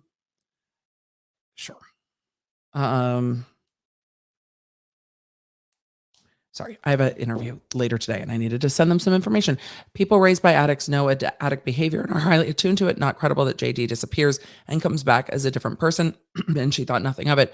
That's also a very fair point, that she didn't talk about her childhood and saying, I knew this behavior, which was also very interesting. But we have so much evidence right now of Johnny Depp not really changing affect or personality when he was using. And this is why his team asked those questions over and over and over again. Let me see. Make sure she bites her lip right where the picture shows bleeding. Throughout the hearing, she's bitten the bottom of her lip several times. That's also a fair point. Sorry, as I'm trying to think and respond to things and all the things, because today's busy. Because live streaming is magic. But yes, there's also a video of her picking her lip. My education is founded in human behavior. Very important to pay attention to the different ways they both speak about the other. She presents very charming and speaks very fondly of him. Interesting. It is interesting. Did she ask JD for advice on getting more roles? I think she did. I think he testified to that. The jury can relate to looking good on red carpets and movie premieres. It's weird how she's addressing the jury. She is trying to, it feels like she keeps checking in with them. Like, you know what I'm saying, right? Like, you know what I'm saying, right? To get their buy-in. I just wonder if the jury is going to be sitting there fairly non-reactive. So I wonder if she is just looking for that buy-in and is used to when she talks to people that they are bought into her story. She's not going to get that from a jury, most likely. So far, none of what she's claiming is on recording. So far, it's not. We haven't even gotten to the recordings yet. You people have no idea. You people have no idea what constitutes a lot of tea. All of Great Britain. Using that flowery vocabulary Curry mentioned, and this is why it was powerful to have Curry at the end of Depp's witness list. She's thinking this up as she's going. I don't know. I don't think she's thinking it up on the fly. I think a lot of this she's been thinking about for a while because we'll see what lines up with the testimony she's previously given. There's a lot of it. She looks like she's still in love with him, and she might want the jury to believe that. This sounds to me like trying to hit my word count. She's adding in a lot of filler words. Like there's a lot of descriptors of things, filler, but not the senses to me. So we'll see what the body language, all the body language experts have to say about this. I'm very interested to see. The more she talks, the more we'll see it. And we did see moments where she showed anger. I don't think it's bad for her to show anger. I don't think it's bad when she said, I made a note, whatever fucking weird trip this is. I think it comes across more credible if she's like, we went on this trip. It was supposed to be really nice. He fucking wrecked the place. This happened to me and I'm pissed. I think it's fair to be angry, but it's weird that she's trying to downplay it. I don't know how that will read for the jury. It may or may not. The way she prefaces her answer, it's hard. The way she answers is hard, but she did, as she was talking about her childhood, I felt it was much more authentic and it pulled me in. I wanted to hear more about it. As we're getting into this, the pausing, as she's getting into the most painful parts of testimony, she's pausing and not rushing through them, which is also interesting to me. So it's interesting. So Thank you for the feedback. Yeah, definitely a jar of cocaine is what she said. Showing up blaming all of this on substance abuse. That's what she's building up to. And that's where we've been going with this today. So her delivery is losing me, and that can be what it is too. Her intonations and pauses, they are like for dramatic effect. It's odd to me that that the tattoo came up so much later. It is. So it is odd to me that that came up so much later. The tattoo that everyone knows is on his arm. I mean, it's a fair thing. It's like, oh, I just noticed. And it did sound like, oh, I just noticed, not, oh, I wanted to ask about it. And again, the jury's already heard his testimony. Her BFF forensic psychologist set her up to be vague about timing by saying that women who experience many incidents can't recall specific. That's a very good point. It's a very good point. This feels odd. It does. Some of her testimony sat odd with me too. Can a language expert or lie detector be? No, that's why they presented Dr. Curry, and Dr. Curry can come back and testify again. And yeah, Dr. Curry can testify again. I'm sure there will be lots of body language experts on the internet going off with this. It's interesting though, him being obsessive, and they kept calling him obsessive. He's obsessive and he's jealous, but then he would like poof and vanish and not talk to her. I don't know if we can get to both. I don't know if we can get to both. So I agree with the tattoo. The timing of some of this stuff is odd. It really is. They're trying to paint it as having no knowledge of his substance abuse before she fell in love. It seems that way a little bit. She said she'd never been hit like that. She said she'd never been hit, but she did say she was abused by her father. There was an inconsistency in that. So there was inconsistency in saying I'd never been hit. So pay attention to her smiles and frowns when recalling memories. I try to, as I'm live streaming in real time. I try to. And again, with the laughing didn't strike me about being slapped, because some people respond to situations with laughter, even when it seems like the inappropriate response or the traditional inappropriate response. But her retelling the laughter and trying to explain it, but then not retelling the feeling, was what struck out to me. I feel like we've gone down the rabbit hole. Yes. But there were times I felt that way in Depp's stories, but I was kind of riveted in the way he was telling his stories a bit more so here. And I think that's, again, the disadvantage of going second, is we've already heard his side. And so now we're holding her sides of the story up against what he's already testified to. And that's hard. Why is she just staring at the jury? I think she's looking for buy-in or looking for feedback with them. And that's interesting to me. So trying to find her credible. It's not happening. I'm trying to listen to her too. But she did switch very quickly. And again, that's why Dr. Curry's testimony was so important, to give context to the way that she would talk, the way that she would act, the way that she would describe things. Dr. Curry's testimony is, I think, very consistent with what we're seeing. So it did sound like she was narrating a lot. All the timelines are confusing. I hate them. We've got the stair incident, the flight from Boston, the incident in Australia. We've got these few incidents there. Also, the doctor talked about Australia earlier being their honeymoon, but I thought they were on like a train and other stuff for their honeymoon. So that was also strange to me as well. I keep thinking of histrionic personality, and that's the power of having a good expert like Dr. Curry, as the jury might be too. She lost credibility with her story about the slaps. I mean, when she went into the backhand with all the rings, it was a little hard for me. It's a little hard. Who thinks Amber is going to shit the bed during her testimony? I mean, we'll see what the internet thinks. Will the jury vote for the best performance by finding someone liable or not liable for defamation? I mean, maybe. Curious, are you making notes as if you were working the court? No, if I was in court, my notes would be much different. I am taking notes to recap my present sense impressions. So I want to remember what I thought about the testimony in real time before I look at what other people thought about it. So when I do my weekly recaps on the podcast, I can tell you what I've thought. And then if my opinion changes as we watch this testimony, I can tell you I was thinking this there. And so I can remember it. I'm also ADHD, so once my opinion changes, I don't always remember. Like, I don't always remember what I thought. I've changed. So I keep notes for me for content purposes. If I was in court, I would keep notes differently a bit. Someone had a theory that since she has worn hair down the last days, that maybe she has an earphone. I mean, it would be a wild and speculative theory about something crazy happening in court, but I don't think so. If you close your eyes, you can see her on stage with a spotlight on her at a state speech. I mean, maybe it felt some of her, and this is why they weren't objecting to narrative, and they didn't cut off Johnny Depp either when he was getting into narrative testimony. They're letting them tell their stories, which I appreciate from both sides' counsels very much. But also they're letting they framed it in opening. She's going to give the performance of a lifetime. That's how they framed this in opening. So they're letting it play out, and they're going to keep letting it play out. And I'm definitely not as captivated. I'm now confused and I have questions. So I was left with questions today. Yeah. The statement about I've read the health class books was really off-putting to me. A mega pint of wine, a mega jar of Coke. We will call your agent next. I mean, I feel like we're getting into a little bit of a bingo board. It did sound like a monologue.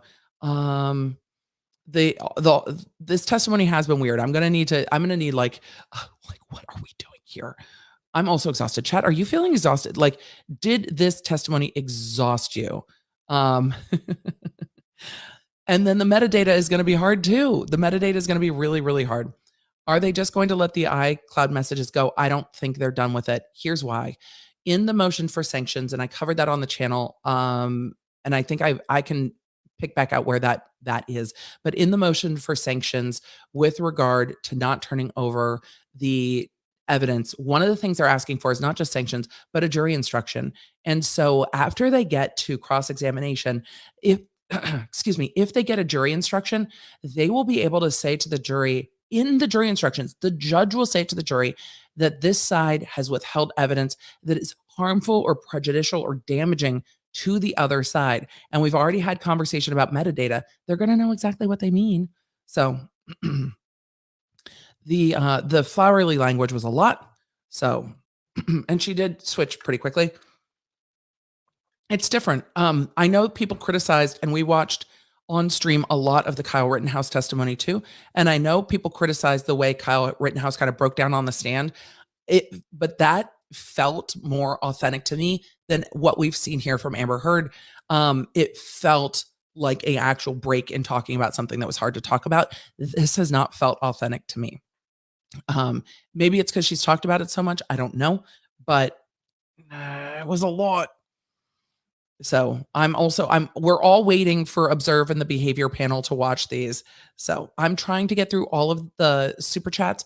If I don't get to them, I will try to get to the ones with questions. I'm going to pull up the other ones because I appreciate your thoughts and comments, but I will try to get to the questions because again, we're limited today. Is it time for cross yet? No, I don't think we're getting to cross until not next week, but the week after. I think all day tomorrow is going to be Amber on the stand. It was hard for me listening to JD's testimony because I found his tone and cadence frustrating. Agree. But listening to Amber Heard is almost as impossible for me because it seems like a soliloquy from a soap opera. That's fair.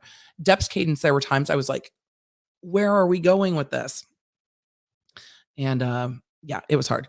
Could the jury see Amber looking at them so much as acting innocent? They might. Their interpretation will be their interpretation. But it was a lot. Oh God, he just hit me. Some women need money to justify allowing such indiscretions. How he responds when he apologizes. I am not sure the question. Sorry. I'm getting case to acting. The pushed into a glass table was interesting for me. Breathing heavy was in her doc's notes for PTSD. A note that she is breathing heavy at times now. Interesting. Hey, Dr. B. How are you? My stashes of water. We've got some. Are we good? I'm not hydrated enough if we're all the way good. Which are any of these empty? This one's empty. Thank you. So thank you all for sharing your experiences with me. I appreciate it. She did regulate very quickly. Elaine mentioned dirty carpet at one point. She did in her opening, didn't she? I think we're seeing in real time why she only secures small roles. Maybe. She calls him Johnny while he called her Miss Heard. I think he was trying to distance from the person he was dating. And it's interesting that Elaine keeps calling it a scene. So the role is yours. It's just, I think a lot of you are just like, this is a lot. Have you seen witnesses stop crying so sharply? No. It normally, sometimes you need to take a break in court. But no, I've not seen people recover so quickly in my experience. So yeah.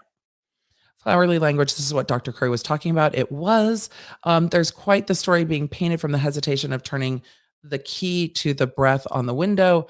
Will the jury see through it all? I don't know. That's the role of the doctors and the lawyers. So the first time my father slapped me, I stood there and laughed because I wasn't expecting it. After that, she lost me. And that, that wasn't her dad. She was talking about Johnny Depp, and she had talked about not being hit like that before, or not being hit before. I need to go back and look at that exact language, because she did say she was abused by her father. So I feel played. She started off strong and it felt genuine when talking about her childhood, but now the acting is on like Donkey Kong. I mean, just like the relationship was on, she said, after that it's on. And I was like, oh, it's on. Interesting language. Very, very interesting language for her. I know that Umbridge is supposed to be softer on direct, but isn't she being a bit of Jekyll and Hyde? Yes, we'll see if the jury notices it, but yes, it is a big shift. I think I felt some of these moments were overdramatic, especially given the way that the defense is framing this case.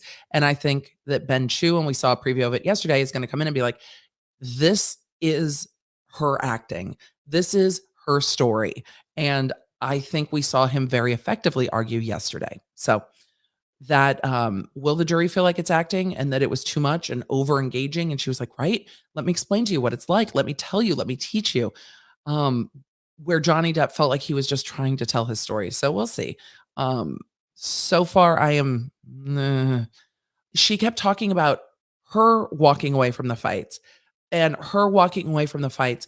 But on all of the audio recordings, she's yelling at Johnny for walking away. And she's saying, stay here and fight. Their marital therapist said she wanted to stay and talk it out or fight it out. And she would go to physical lengths to make him stay. And so it's very odd for me to hear her saying, no, I was trying to get away. It doesn't square with all the other testimony. Did I think she would shift some of that after hearing all the other testimony? I guess maybe I expected that a bit, but that's not what we're seeing happening. I wonder if they planned for her to need a break and make the jury sit on emotion. Maybe. I mean, the timing is going to work out for them, but also the timing gives a lot more timing for Cross to prep. Interesting that she's referring to sensations and trying to set the scene after Dr. C said she didn't find that. It is. Watching this testimony without sound, the acting is overdone. I mean, I guess we'll see it. I'm confused about the timeline. And same. $100 million showgirl pie.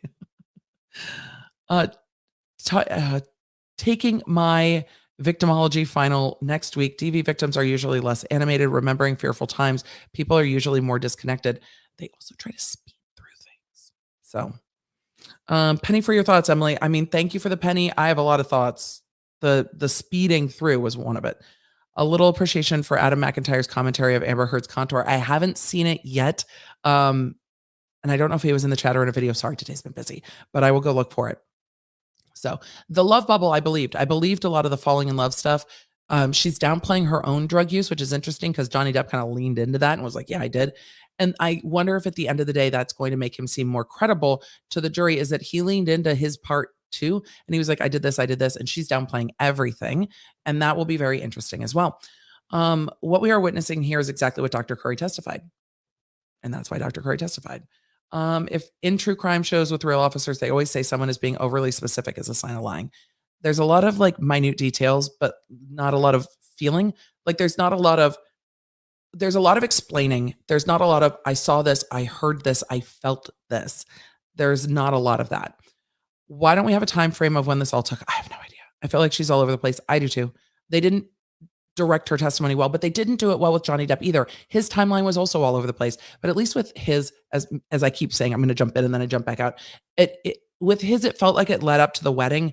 With here, I'm not quite sure where we are in time. And that might be because sometimes when Umbridge asks questions, I talk over them. And so I'm not anchored to time, but I'm having a hard time figuring out when we're talking about. I have many questions, dates, times. My best friend was a victim of DV and she knew when, where, etc. This is not to disrespect her, but I have questions. And I think we all have questions. And I think it's fair to say at this point, we have questions. Dr. Curry will be able to use her testimony when she retestifies. Dr. Curry's probably sitting in the courtroom. She's not giving details. DV victims describe pain. She didn't describe any pain in any of this and at all. I want to believe her, but it sounds so contrived. There's a lack of how she felt with things. Are Johnny's lawyers allowed to ask Amber questions that Amber's lawyers didn't? Oh, yes. That's cross-examination. That's cross-examination for sure. As a dramatic person with BPD, this is nauseating. That's a funny comment. Thank you. I'm trying to take this all in and be fair and give her time. I am too. But her testimony reminds me of Trisha Paytas lying about, well, anything really. Is it giving Trisha Paytas kitchen floor vibes? No. When Trisha Paytas gets on the kitchen floor and is having a full-on meltdown, you kind of feel the meltdown. This doesn't feel as authentic as Trisha Paytas meltdowns for me. Signifiers of veracity, describe how you felt, sensory, pictures, sight, sound, taste, touch. I'm not hearing a lot of that. Yeah, I'm not, veracity, sorry. I'm not seeing a lot of that either. Question, can she get called out of perjury from the UK trial or something? They're going to cross-examine her with the things she's testified to before. The lawyer asking for a break felt orchestrated. I don't know if it was orchestrated. I think it was, Your Honor, I'm switching topics, is now a good time. That's kind of normal. It's kind of normal to ask for a break when you switch topics. Did the therapist say she redirects her attention to deflect from pain? I don't remember, but yes, the narrating could be deflecting. It absolutely could. The way she portrays herself as meek and defenseless gives fake, and the jury might see that too. Sorry if this has been addressed. How does the jury stay away from media access? Are they staying secluded? No, they're not staying secluded. If they were, the parties would pay for that in a civil case, but they are not sequestered. So with them not being sequestered, they are obligated to not be on social media and stuff like that to try to avoid this story. And since it's everywhere, it's going to be hard for them and to like turn off the notifications on their phone so they're not getting news alerts and stuff.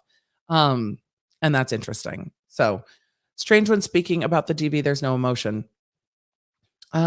T times 3, couch times 3. I mean, I gave you 3 couches, and that's calling back to earlier testimony from audio. Do you think the jury is seeing what we're seeing? Possibly. Some of them might be. It might feel different in the room, though. I feel like Cross is going to get very interesting. I think so, too. But I also think they can go too far on Cross if they attack her. I think it's very smart that Miss Vasquez is doing the Cross, because when they had Miss Vasquez do the opening statement, she's the one that talked about Amber Heard's credibility, and that made a lot of sense, too. You don't need a large man like Ben Chu standing up, like an older, larger man standing up and doing the cross-examination on her if they have to kind of go in on her when she's not telling the truth.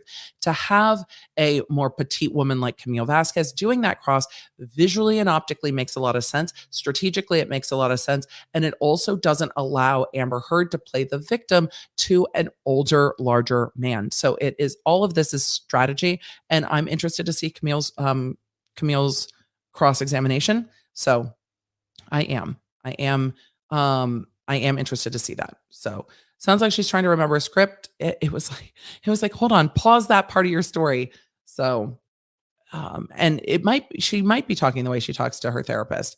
And she left, it seems like she left quite a lot.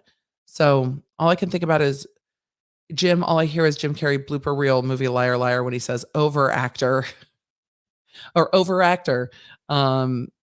I definitely don't think the attorneys will say end scene, because they'd be playing right into the defense. And they're not allowed to talk about her testimony over the break tonight. If you want a forensic psychologist's view on Dr. Curry's testimony, Psychology in Seattle goes into depth with fairness and a lot of insight. I would love to see it. Hopefully they cover the other doctor as well. Congrats on the chat. Thank you. We've had a busy day here on the channel. And I appreciate it. Thank you. Great channel, but in the same terminology as her expert presented yesterday, some of Amber Heard's language is in the same vein, I think. So, but yeah, it's some of the same incidents for sure. Excuse me. I'm sure they've caught all of her testimony. They're reading it as she's doing it and making notes. They have lots of eyes on this. Probably not more than we do. I don't think they have 53,000 eyes on this, but we have lots of eyes on it. They have lots of eyes on it. So She's got Dr. Curry here today. I mean, a little bit. Why does she refer to herself as you instead of I? I don't know. Johnny Depp did that at points too. Um, to me, she sounded like she's twisting real events into fit a specific narrative. I mean, it might be the way she sees it, but it might be. Um, she didn't have a lot of lines in Aquaman. It's fair. Hollywood peeps can get their hands on all sorts. However, Quaaludes makes me think of Roman Polanski. Is that where she's going? I don't know. The Quaaludes were weird to me. It just seemed odd. She was like, there's cocaine Johnny and Quaaludes Johnny and Adderall Johnny. And it's like, okay. That's the first we'd heard that word dropped. During a jury trial, do you think it's better to go first or second first? The party with the burden of proof goes first because it's beneficial to them, and the burden of proof is higher. So the defense goes second. And I don't think we're going to get to cross-examination until next week. Been loving your streams. Thank you. Is the jury allowed to take notes? Yes. The jury's allowed to take notes. They're allowed to refer back to their notes in the jury room. They are instructed to rely on their memory, not their notes. But yes, they're allowed to take notes. I think this relationship was toxic at the start. So these are two people who I think their individual backgrounds and histories and the way that they communicate, I think everything about them set the other one off, which is probably why it was exciting at the beginning. I don't doubt that they had an exciting love affair at the beginning when she was talking about it. It felt, when she was talking about the electricity, I believed her. I don't doubt it was exciting. But that was so interesting because she was talking about the electricity and the excitement. But if somebody puts their hands on you in a way you don't want them to and feels icky, the way she talked about the first time they were meeting, she was talking about it feel icky. I don't know how that icky feeling translates into electricity.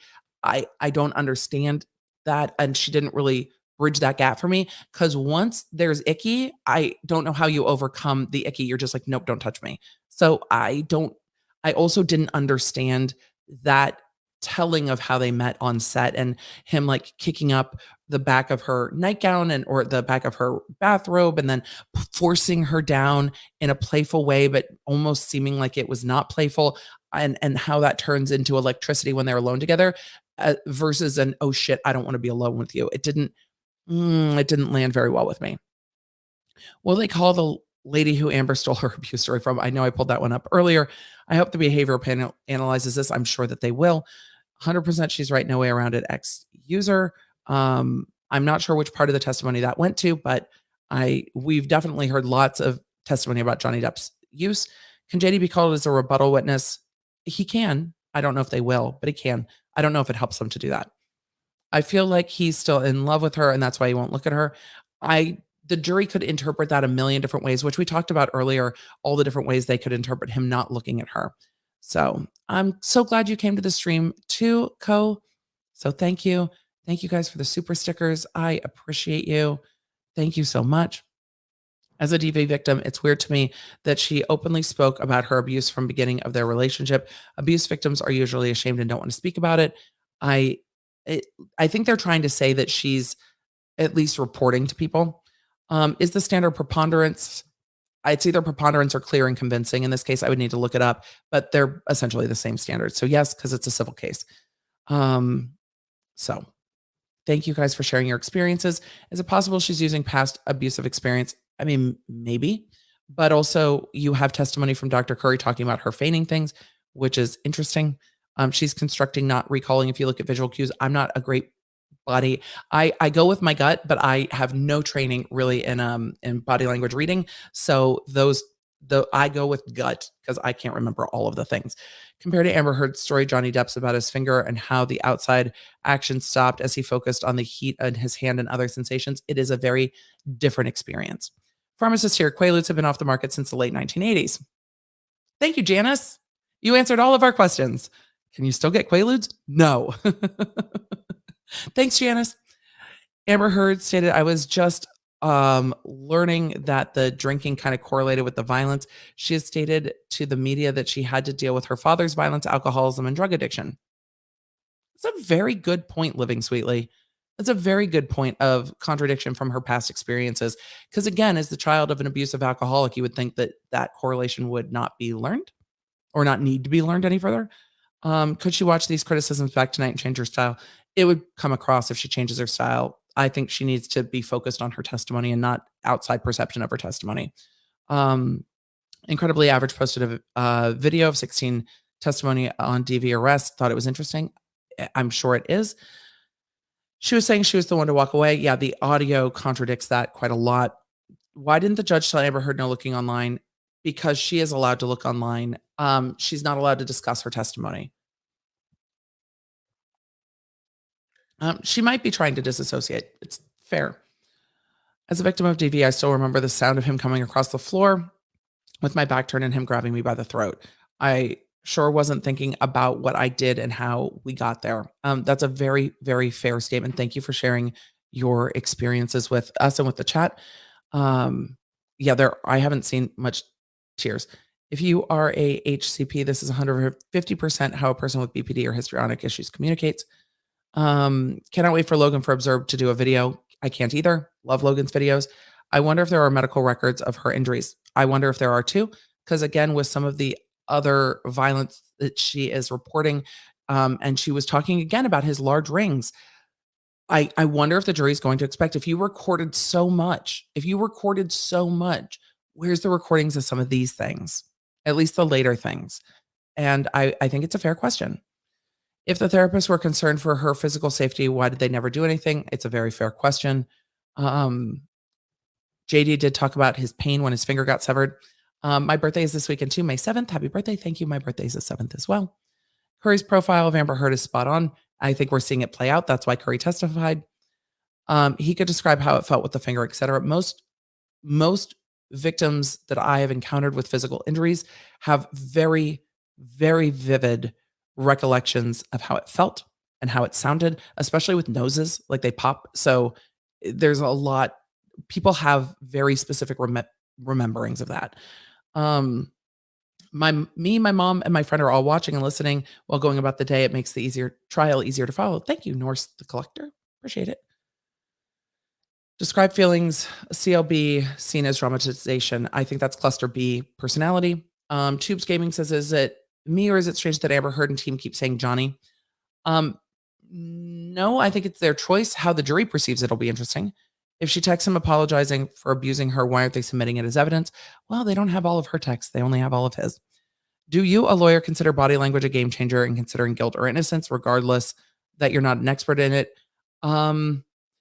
I don't always, I mean, I've never done a case where we've presented body language. It's helpful for me to understand because I like to understand how a jury might perceive things and different ways a jury might perceive things and why, because I can only go with my gut of how I read things. And when you're the advocate in a case, sometimes you can read things more cynically. So I like looking at the behavioral kind of sciences because I'm interested in the way they perceive things to make sure that I'm not clouded in how I see things, if that makes sense. Just another way to examine yourself, examining a situation. But I think it's very interesting. I think it's very helpful. And I think it explains it. I think especially body language explains why we get the gut feeling that we get. It's like, why does this feel off to me? And then they're like, this is why it feels off. And you're like, oh, thank you for breaking down what my brain is doing. I appreciate it. So I think it's interesting to know. I don't always think it comes in cases because a lot of times juries will read it. They'll see it. We're humans. We judge things. We scan the horizon for danger. Nora said, my dad hit me growing up, and the only clear memories I have are the stinging from the slaps, the tears pricking my eyes, my head ringing, the heartbeat pounding, my teeth chattering. Nora, thank you for sharing your experience with us. I'm sorry that you went through that. She definitely talked a lot about the things from Johnny Depp. It's 3:30 a.m. I'm sorry it's so early, Meg. Thank you so much. My question is, doesn't Amber Heard's therapist have to report the DV? We're going to get into it if those therapists testify. We haven't had the treating doctors testify yet. I very much recognize myself in her testimony, and I feel for her. I feel for her too. I absolutely feel for her. It doesn't mean she didn't defame Johnny Depp. I feel for her. I just left an emotionally abusive relationship. I was in JD's position too. I would be looking down and not making eye contact, and that's very fair. No tears whatsoever. I didn't see any either. And today, the part of Johnny Depp will be played by Amber Heard, comparing her testimony with what we've seen from other witnesses. I've tried to keep an open mind, but as someone who's experienced abuse, her testimony feels off. And again, that will come up for the jury if it feels weird. Exciting or isolating escapism is not the same. True. I'm about 50 minutes behind. Well, we're well behind now. Sometimes I need to fall back on tea or carbonated when I'm craving. I lean into carbonated beverages, but also ADHD. They help me focus. The little pain on the tongue. What color hair for 300K? I haven't even thought about it. Thank you, Doobie Pink, Floyd, Hippie Chick. It's good to see you. I know you've been here since 5K. I have no idea. I haven't even thought about it yet. We're covering this trial, and then we'll see what happens. All I can think of is Dr. Curry. This is why Dr. Curry's testimony is so powerful. Happy birthday, Betty. That's why Dr. Curry was so powerful. I understand. I'm under subpoena for an event 6 months ago. I don't remember any details. I was at distant bystanders. Can I get out of it? I can't give legal advice. I think you just tell truthfully what you do or don't remember and see how it goes, or seek legal counsel on whether the subpoena is still valid. Amber not including any emotional or physical feeling. Dr. Curry noted this as a trait of HPD. All flowery descriptions, no substantive language. She did. Could it come down to who abused the other first? I think that's part of Depp's testimony, is that his was reactive and hers was not. Yes, the jury can take notes, that she was the aggressor. ADHD warrior here, love your commentary. It makes it easier to follow Amber giving details in depth that I don't really believe. Feels like it's been rehearsed. I'm new to your channel. Well, welcome and love it. Thank you. I actually love that Vasquez will do the cross because you can tell she's the type, because you can tell she's the type to be intimidated by other beautiful women. Oh, heard. We've heard she's insecure. I mean, it will be very interesting. Question, is it interesting JD referred to her as misheard? I don't know if it's strategy or just what she's most comfortable with, because if she started calling him Mr. Depp and then fell back into Johnny, but I think it humanizes him more. Who do you recommend to follow on TikTok for the case? I have no idea. There's a lot of people on TikTok. Like my whole For You page is this case. And so I don't, because no creator has come to mind, I'm not going to give one, but thank you. Dragon Energy, I think you are not alone in that sentiment. When she said, as a woman, I cringed, can you foresee any changes in the legal system in the future to implement penalties for giving false statements in court? If statements are determined to be false, then there can be perjury issues, but it is hard to do and it is rare. She isn't wearing eye makeup so the jury can see it isn't running when she isn't crying, or when she is crying, or when she isn't crying. I mean, maybe we weren't going to have an Erica Girardi moment in court. Found you by accident. Of course, subscribe. Welcome. And now I have a problem. I'm supposed to learn Japanese right now. Well, you could try to translate some of this into Japanese, I guess, and maybe study. My daughter Emily's birthday is today, 1 decade today. Happy birthday, Emily, to being 10. Does anyone not think how weird it is of how much of her life she recorded? I mean, it'll come up in cross. It'll come up in cross. Do you think Heard's team can turn Dr. Hughes' victims can react to the violence with violence around to show Amber Heard as the abuser? Possibly. I think they can argue it. Could the jury add in a verdict or charges? No. They can find liability on defamation or not, and then they can determine the amount of damages, but they can't add more and be like, nope, she's guilty of all this other shit. They can only do the question in front of them. They're not a grand jury, and there's some slightly different rules for that. This is just a civil case with just the charges that have been brought, or claims, causes of actions that have been brought. So that's that. Do all jurors have to agree with Johnny for Johnny to win? All jurors have to agree that she's lying and defame Johnny Depp for Johnny Depp to win. Yes. But only on one of the 3 incidences. He wins if they find one. The T thing was weird. She sounds faker than 2000s autotune. The cinematic flowery terms. Yeah, we talked a lot about that today. It's pretty well known that Johnny doesn't like people who are fame hungry, and she definitely played that up. She did play it up, and she's going to take it as the controlling, kind of the obsessive controlling, like he was trying to hold my career down. Well, I think there's holes in her testimony. It's important to remember that survivors can have feelings, even love towards the good times they had. I agree with you. Amber swaps emotions very fast. Yep, that's an observation. It feels like very Billy Flynn testimony. Why aren't they addressing her family trauma? This is direct, and they chose to move on.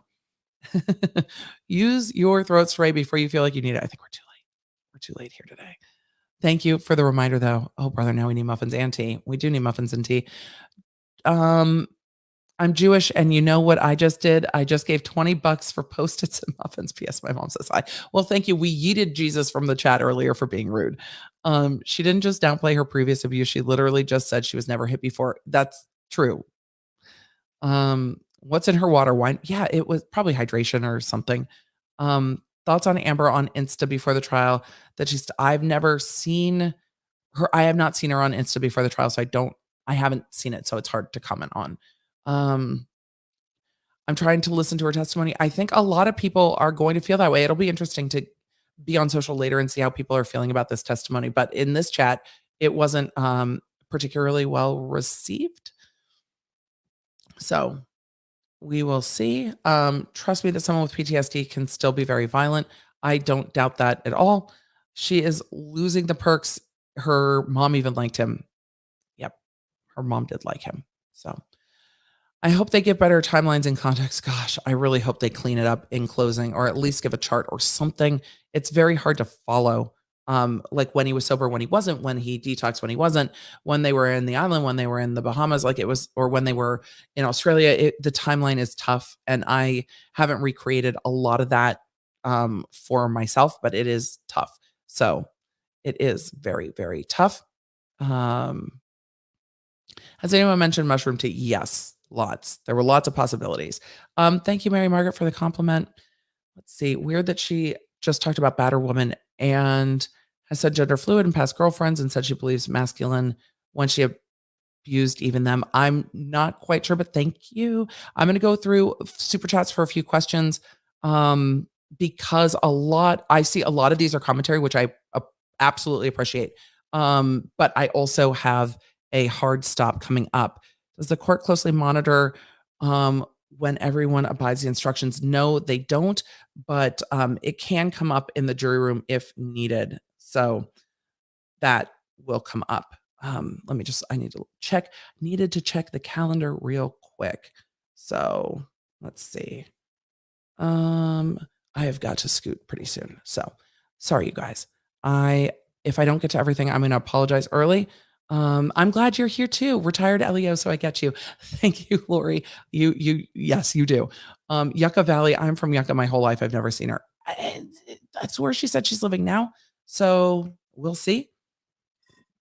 That was louder than I intended. Sorry. Do juries get training before trial? No, they go to voir dire and then they are members of the public and then they sit for the trial. That's it. So that's what they do. Why didn't lawyers subpoena all her phone records? They did. She didn't turn them over. She was ordered to in November, and that is going to keep coming up. Does she not state that Johnny always runs away on the audio? She does. That'll come up in cross. We all want the text. Not once she's specifically selected. I mean, we'll see. We'll see. The formal vocabulary she chooses is interesting. Some of her vocabulary is very interesting. Paint, varnish, canvas, super flammable. I know, right? They're like, he has a lighter and alcohol and stuff, and he couldn't light it on fire. It's very weird. When my ex was trying to get sober, I would never drink or have alcohol in our home. I mean, that definitely contradicts what we're seeing here with how much she was drinking. And that's why they talked about her drinking, I think, quite a lot. What's stronger, the voice recording or her word? We'll see what the jury thinks, but I think the recordings give a lot of context, don't they? They're contemporaneous. So I'm having a hard time with some of her testimony too, for sure. Amber Heard's use of spirits and then adding that she's a level 3 sommelier is laying the ground to discount the wine. It is. It's like the hard liquor is the problem. Wine's just, it's basically adult grape juice. It's fine. It is very interesting. Question, something I was curious about, if Amber Heard got caught lying, under whose authority would it be to charge? Well, it would have to be brought up to the court. It would have to be proved more than just impeachment. Generally, it would have to be lying under a court order, but the court would address it first. The attorneys in the court would address it first. Could it then be referred to prosecution? It could be.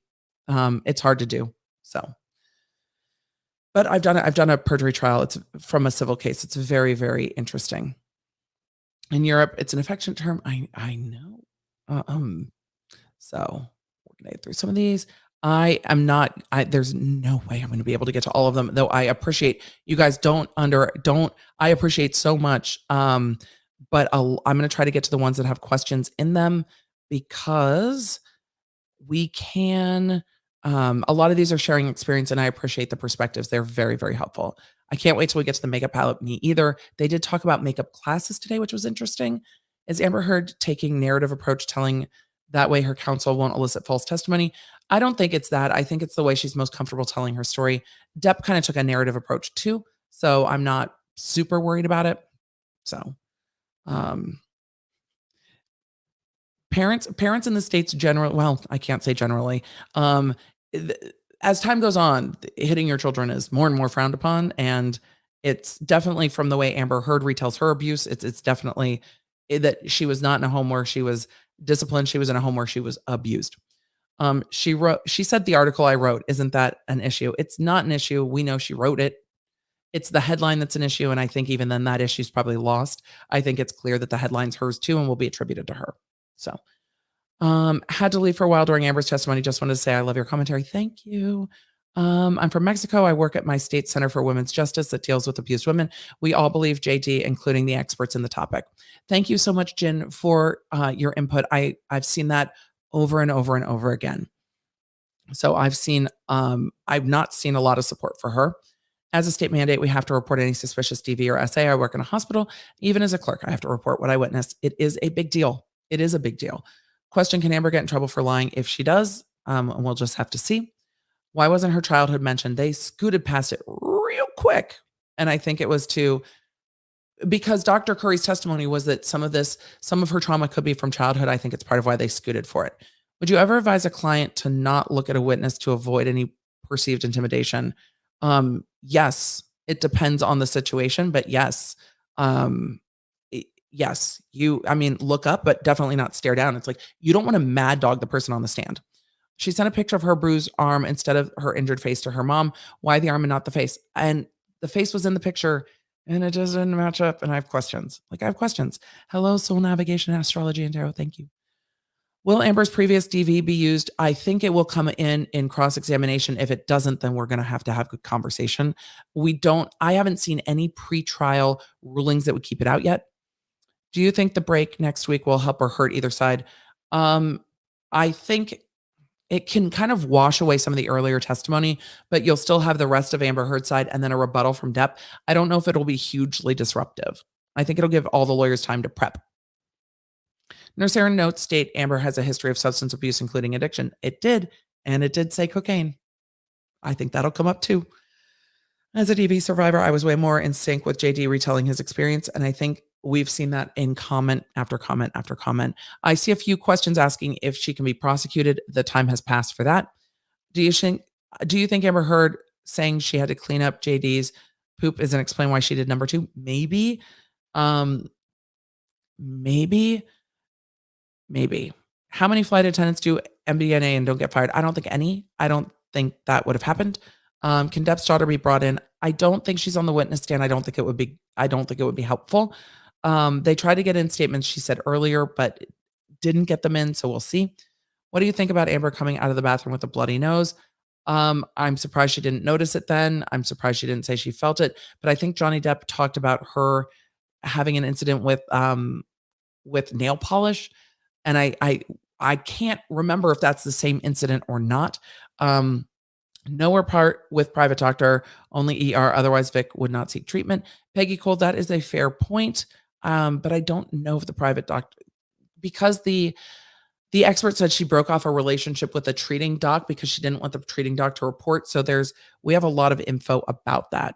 Can they view any message she might have deleted? She hasn't turned those over. A backhand with those rings would send to the ER and a plastic surgeon.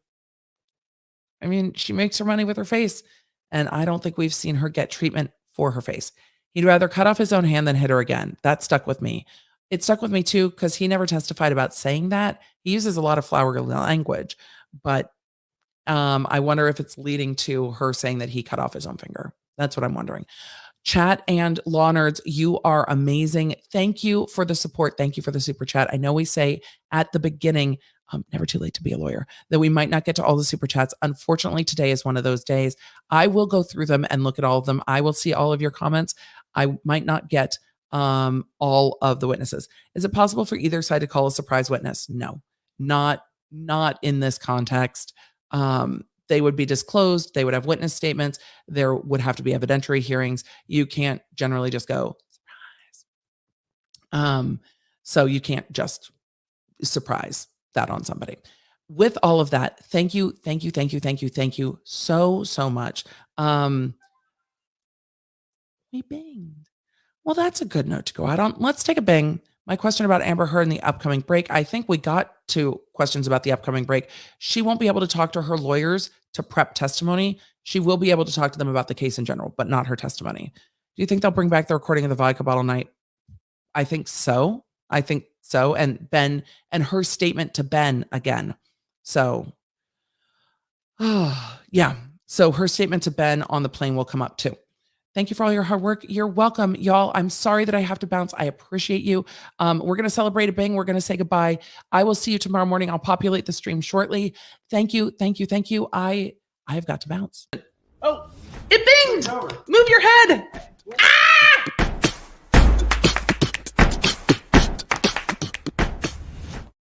And with that, I can't believe that we are ending the day with 270,000 subscribers. Thank you for liking and subscribing. Thank you for being here. My daily summaries will be up later at the Emily D. Baker all over social media. And I appreciate you. I can't wait to see you tomorrow for day 2 of Amber Heard's testimony. It is going to be a doozy. So I will see you around the interwebs for the rest of today. Bye.